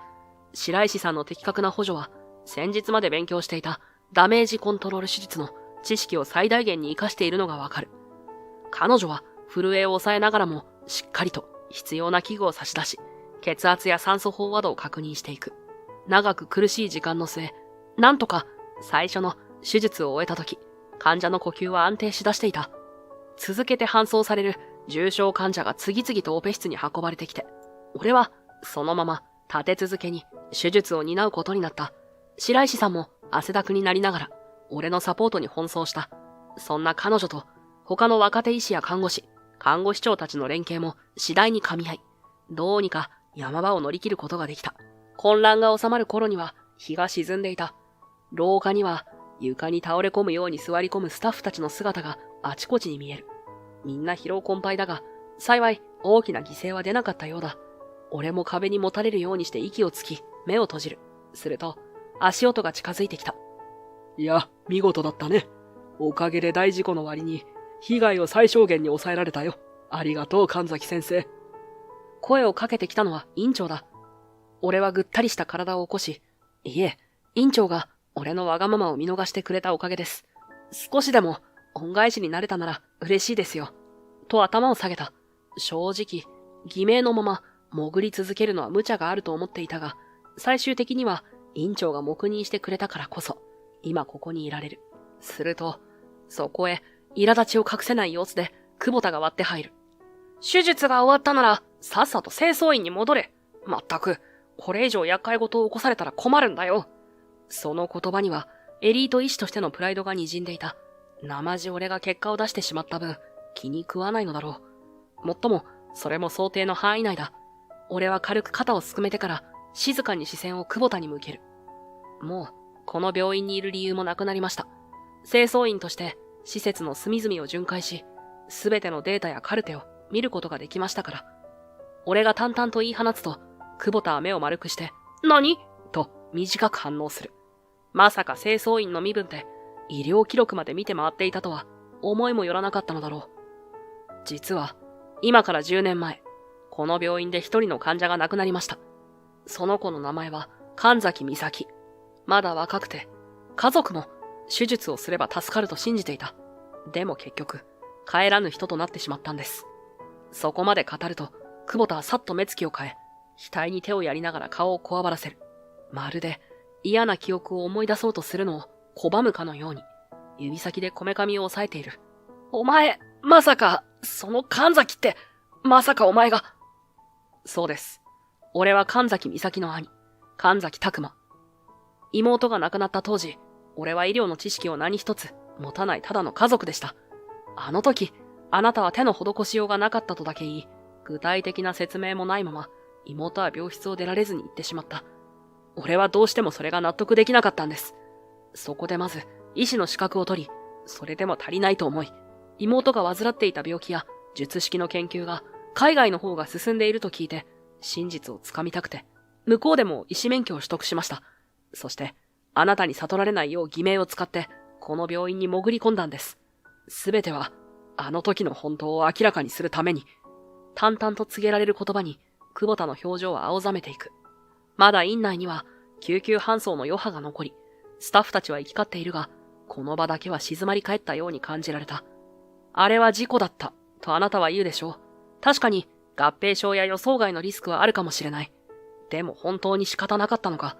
そこに過失や不正がなかったのか。俺は確かめたかった。だから清掃員として、あらゆる記録に目を通し、看護師や他の医師たちからも話を聞いたんです。そして、決定的な怠慢の証拠を見つけました。妹のカルテを改めて確認したら、一部が改ざんされていた。もともとあった血液検査の結果が、新しい数値を上から貼り付けられる形で差し替えられていたんですよね。その偽装が完璧じゃなかった。わずかに残ったインクの跡と発行日付のズレ。あと、同じ病棟にいた看護師が、主治医が異常なしと記録するよう指示したと言っていました。あの時、本来ならすぐに手術できるだけの準備が必要だったのに、あなたはまだ大丈夫だと判断を引き延ばした形跡がある。合併症やリスクを理由にするのは簡単です。でもその裏で、あなたは一度本当の検査結果を見て、即時オペの必要性を理解していたはず。もしあの時、手を打っていれば、妹は助かっていたかもしれない。結果的に取り返しのつかない状態になってから手術に踏み切った。これが事故と呼べるものでしょうか。あなたは自分の過失を隠すために診療記録を偽装し、家族にも事実を伝えなかった。妹は帰らぬ人となり、俺たち家族は置き去りにされた。それを事故なんて曖昧な言葉でごまかさないでほしい。あれは明らかな怠慢と偽装工作の産物です。もう言い逃れはできませんよ。そんなことは、でたらめだ。久保田が顔をこわばらせたまま、弁明ともつかない声を絞り出すが、俺はさらに追い打ちをかけるように言葉を重ねる。妹のことを調べるうちに、あなたの不正や怠慢はこの一件だけじゃないと分かったんです。カルテの改ざんはもちろん、不要な検査や投薬で利益を得ようとしていた疑惑まである。久保田が苦し紛れに声を上げるが、院長はさらに詰め寄るように言葉を重ねた。神崎先生から受け取った証拠資料を確認させてもらったよ。決定的なカルテの改ざん記録や上層部との不自然な金銭やり取りの痕跡がある。これ以上は言い逃れできないぞ。久保田くん、実は以前から君に関するよからぬ噂は耳にしていたんだが、いかんせん確たる証拠がなく手を打てずにいた。そんな折、神崎先生の件を知り、彼に協力を仰いだというわけだ。今証拠は出揃った。私ももう見過ごすわけにはいかないよ。それを聞いた久保田は完全に顔面蒼白になる。もはや逃げ道はなく、院内の多くの視線が彼に突き刺さる。自分が暴走していた時は、スター医師として好き放題に振る舞っていたのかもしれない。しかし、今は誰一人として彼に味方しようとしなかった。廊下には張り詰めた静寂が訪れ、誰もが何も言えないまま久保田を見つめていた。院長は淡々と職員たちに指示を与え、久保田くん、詳しい話は別室で聞かせてもらう。と告げる。そうして、久保田は呆然としたまま、闇に飲み込まれるように連れられていった。そして、俺は力が抜けたように壁にもたれかかる。白石さんや看護師たちが複雑な表情でこちらを見ているが、今はうまく言葉が出ない。院長が静かに近づいてきて、そっと肩に手を置いた。神崎先生、ありがとう。あなたの存在が病院を守ったとも言える。妹さんのことは本当にすまなかった。どうか少しでも心が報われる日が来るといいんだが。俺はかすかに笑って、そうだといいですね。とだけ答えた。久保田が連れられて行った後、病院内ではすぐに彼の行為に関する調査委員会が立ち上がった。改ざんされたカルテや患者への説明不足、不要な検査の強要といった問題行為の数々が次々に明るみに出るにつれ、スター医師と呼ばれていた男の評判は一気に地に落ちる。最終的に病院側は久保田の退職を認める形になったが、医師会や行政機関への報告も義務付けられ、彼に対する厳しい処分は避けられない情勢となった。院内では、あれだけの地位と名声を得ながら全てを失ってしまうなんて、と驚きと落胆の声が交錯するばかりだ。その一方で、大混乱の収束からいくらか時間が経ったある日、院長が改めて俺を呼び止めた。スタッフルームの隅で大げさに頭を下げたかと思うと、深いため息混じりに口を開く。神崎先生、私も妹さんのことは本当に申し訳なく思っています。あの子を救えなかった責任の一端は病院の管理体制にもあると思う。どうか少しでもあなたの気持ちが報われるようにしたい。つきましては、正式にここで医師として働いていただけないだろうか。あなたの腕は本物だし、病院にとっても大きな支えになる。今は痛手を負った状態だからこそ、あなたの力が必要なんだ。院長は心からの頼みだというのが伝わってくる口調で、しっかりと俺を見つめている。海外で実績を積み、清掃員の仮面をかぶってまで病院に入り込んだ自分。目的は果たし、妹の無念を晴らした。しかし、その先に何があるのかまではまだ見えていない。ありがとうございます。ただ、少し考えさせてください。俺は長い間、復讐のためだけに生きてきたようなものなので、その目的が終わった今、正直何をすればいいのか。院長は分かったと短く答え、去っていく。その背中を見ながら、胸の奥にやるせない空虚感が広がっていくのを感じた。そんな俺を廊下で待ち構えていたのは清掃のおばちゃん、佐々木さんだった。モップを手にニコニコしながら近づいてくると、あんたやっぱりただものじゃなかったわね。と笑い声を立てる。それにしてもお医者さんだったとは驚いたわ。まあ私、あんたの雰囲気でどこか普通じゃない気はしてたけどさ。でもこれからどうするんだい？そうですね。妹の件も一応ケリがついた。久保田も処分されるだろうし、正直、復讐が終わってみると、なんだか虚しいだけですね。心に穴が開いたみたいで。自重気味に言う俺に、佐々木さんは顔をしかめ、バカ言ってんじゃないよ。と言いながらも、どこか優しい目で叱咤してくる。妹さんの無念は晴れたかもしれないけど、あんたはまだ生きてるでしょ。これで終わりにするなんてもったいないわよ。腕があるんだから、別の誰かを助けたっていいじゃないの。妹さんも、きっとあんたが医者として活躍してる姿を見たいはずだよ。そうかもしれませんね。返す言葉はどうにも弱々しくなるが、佐々木さんの気遣いが胸に染み渡る。確かに、妹のためだけに積み上げてきた力を、今手放してしまうのは、本当にいいことなのか。院長に頼まれたように、ここで医師として働くのも一つの道だろう。そんな考えがちらりと頭をかすめる。歩き出そうとしたところ、佐々木さんはモップを一振りして、いつものように屈託のない笑みを浮かべた。まあ、ゆっくり考えな。あんたはこの病院を救うほどの腕があるんだから、無駄にする手はないよ。ほら、いつでも戻っておいで。私が廊下、ピカピカにして待ってるからさ。その気さくな言葉に、つい小さく笑みがこぼれる。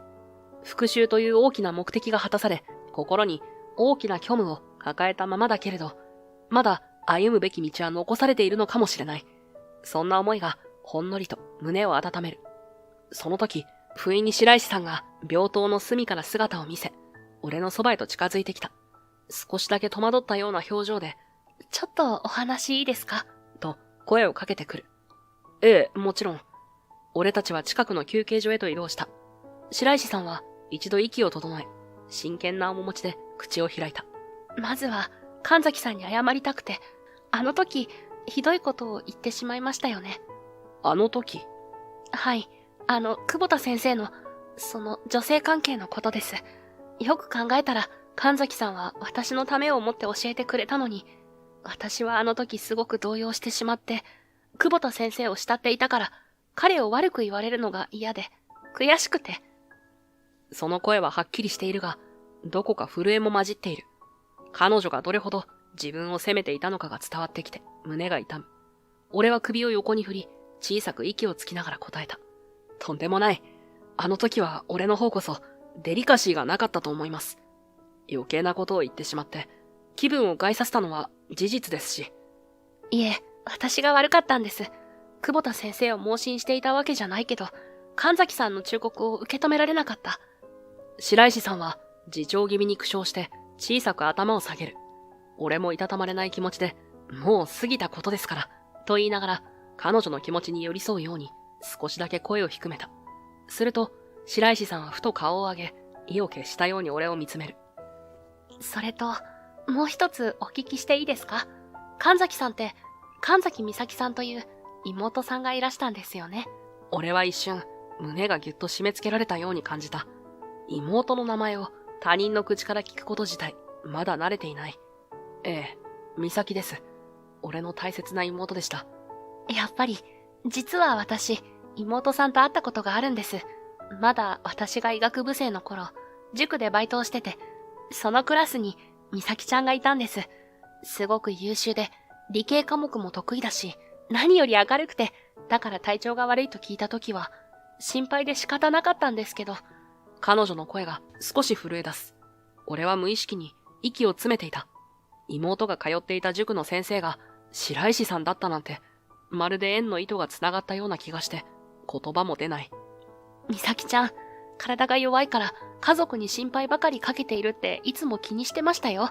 だから頑張って勉強して、いい大学に行っていい会社に入って、少しでもみんなに恩返ししたいって。特にうちのお兄ちゃんは本当にシスコンで困っちゃうんですけど、でも私が元気になれば一番喜んでくれるんです。だから早く回復して安心させてあげたいんですって嬉しそうに話していて。白石さんの言葉を聞くうちに、俺は喉が詰まるような感覚に襲われる。妹がそんな風に考えていたなんて知らなかった。ずっと無邪気に笑っているだけだと思っていたけれど、実は誰よりも家族のことを大事にしていたのだ。知らず知らずのうちに目尻が熱くなり、視界が滲む。こらえようとするが、胸の奥がキュッと締め付けられて、どうしようもなく涙がこぼれそうになる。ごめんなさい、神崎さん。変に思い出させちゃったかも。いえ、むしろありがとうございます。あいつがそんなことを考えていたなんて、なんでもっと早く気づいてやれなかったんだろうって、自分が情けなくて。俺は言葉を詰まらせて、その場に膝をつきそうになる。白石さんは慌てて手を伸ばし、支えるようにそっと背中へ手を当てた。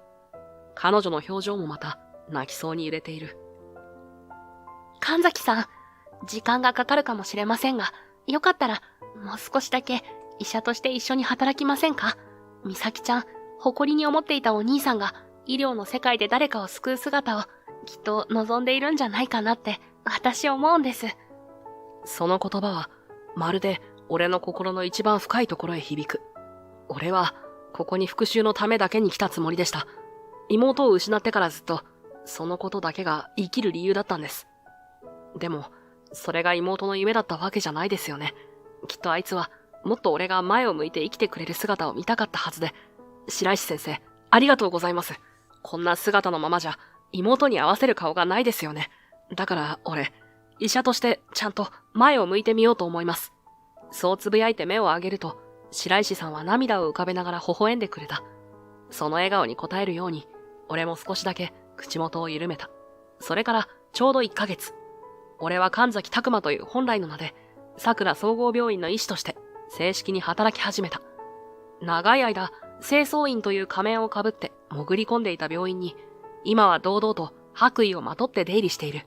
最初はまだ違和感が拭えなかったし、周りのスタッフも少し戸惑っていたようだけれど、院長が、彼こそがこの病院に必要な戦力だ、と力強く紹介してくれたおかげで、徐々に医師仲間として受け入れられるようになってきた。俺が少しでも腕を振るうたびに、清掃員だと思ったら、実はスーパードクターだったのか、なんて半ば冗談めかしてからかわれることもあるが、彼らなりに心を開きつつある証拠だろう。とはいえ、病院での生活は忙しい。救急搬送が立て込んだ日は、気がつけば朝を迎えていることも珍しくない。だが、そんな時に心を支えてくれる存在がいる。白石さんだ。彼女とは大事故対応をきっかけにして、急激に距離が縮まった気がする。その日も、俺たちは忙しい救急対応からようやく解放され、夜勤明けの静かな病院を並んで歩いていた。廊下にはもう人影がまばらで、遠くには看護師のカートがわずかにきしむ音だけが響いている。白石さんは疲れたように肩を落としながらも、不意にほっと息をついて、ちらりとこちらを見上げた。やっと一段落ですね。お疲れ様、神崎先生。そうですね。長かったけど、なんとか乗り切れましたね。会話はこれだけ。なのに、彼女の声には、どこか照れが混じっているように感じる。少し前までは、お互いの意見がぶつかったり、病院の騒動に振り回されていたりしたはずなのに、今はこうして自然に並んで歩いていることさえ、なぜか心が落ち着く。ねえ、神崎先生。白石さんが唐突に、けれど、どこか勇気を出したような小姉で話しかける。気がつけば、彼女は少しだけ距離を詰めて、俺の袖口を軽くつまんでいた。思わずドキリとしてしまうが、声を荒げるのも変だと思い、はい、と、ごく短く返す。もし今週末、時間があったら、どこかで一緒に食事しませんか？いや、これって別に深い意味じゃないんですけど、うち来週は夜勤が少し落ち着くみたいだから、久しぶりにゆっくり外でご飯食べたいなって思ってて。やや早口で喋る彼女の方が、ほんのり赤く色づくのが、廊下の照明の下でもはっきりわかる。緊張しているのは自分だけじゃないんだと気づき、俺も小さく唇を噛んだ。復讐心に駆られていた頃なら、想像もしなかったシチュエーションだが、今、胸の中に浮かんでいるのは、奇妙な嬉しさだ。あ、もちろん都合が悪ければいいんですよ。この病院だと急に呼び出しとかあるし、ただ、もし余裕があるなら、ちょっとどうかなって。急に口数が多くなり、逃げ場を探すように視線を泳がせる白石さん。それがあまりに可愛らしく見えて、思わずこちらも笑みがこぼれる。いえ、俺は大歓迎ですよ。もし何もなければ、ぜひご一緒させてください。ゆっくり話もしたいし。短い返事でも、彼女には十分に通じたのだろう。白石さんはパッと顔を明るくして、じゃあ、改めて日程合わせましょうね。と控えめにうなずく。そこでようやく袖口を掴んでいた彼女の指先が離れた。廊下の先からは看護師が、お疲れ様です。と笑顔で通り過ぎ、俺たちの間を冷やかすような視線を向けていくが、今はそれも全く気にならない。二人の間に漂う空気は、さっきまでの疲弊や緊張とは違って、どこか柔らかい温度を持っている。じゃあ、上がったら連絡しますね。はい、よろしくお願いします。そう交わして小さく会釈するたびに、ささやかな高揚が心を満たすのを感じる。医師として歩む道は、この先も決して平坦ではないだろう。けれど、力になってくれる仲間がいる限り、俺は何度だって立ち上がれるはずだ。大切なのは、自分の痛みや怒りを閉じ込めるのではなく、それを誰かのために動く力へと変えていくこと。その学びが、これからの俺を支えてくれるはずだ。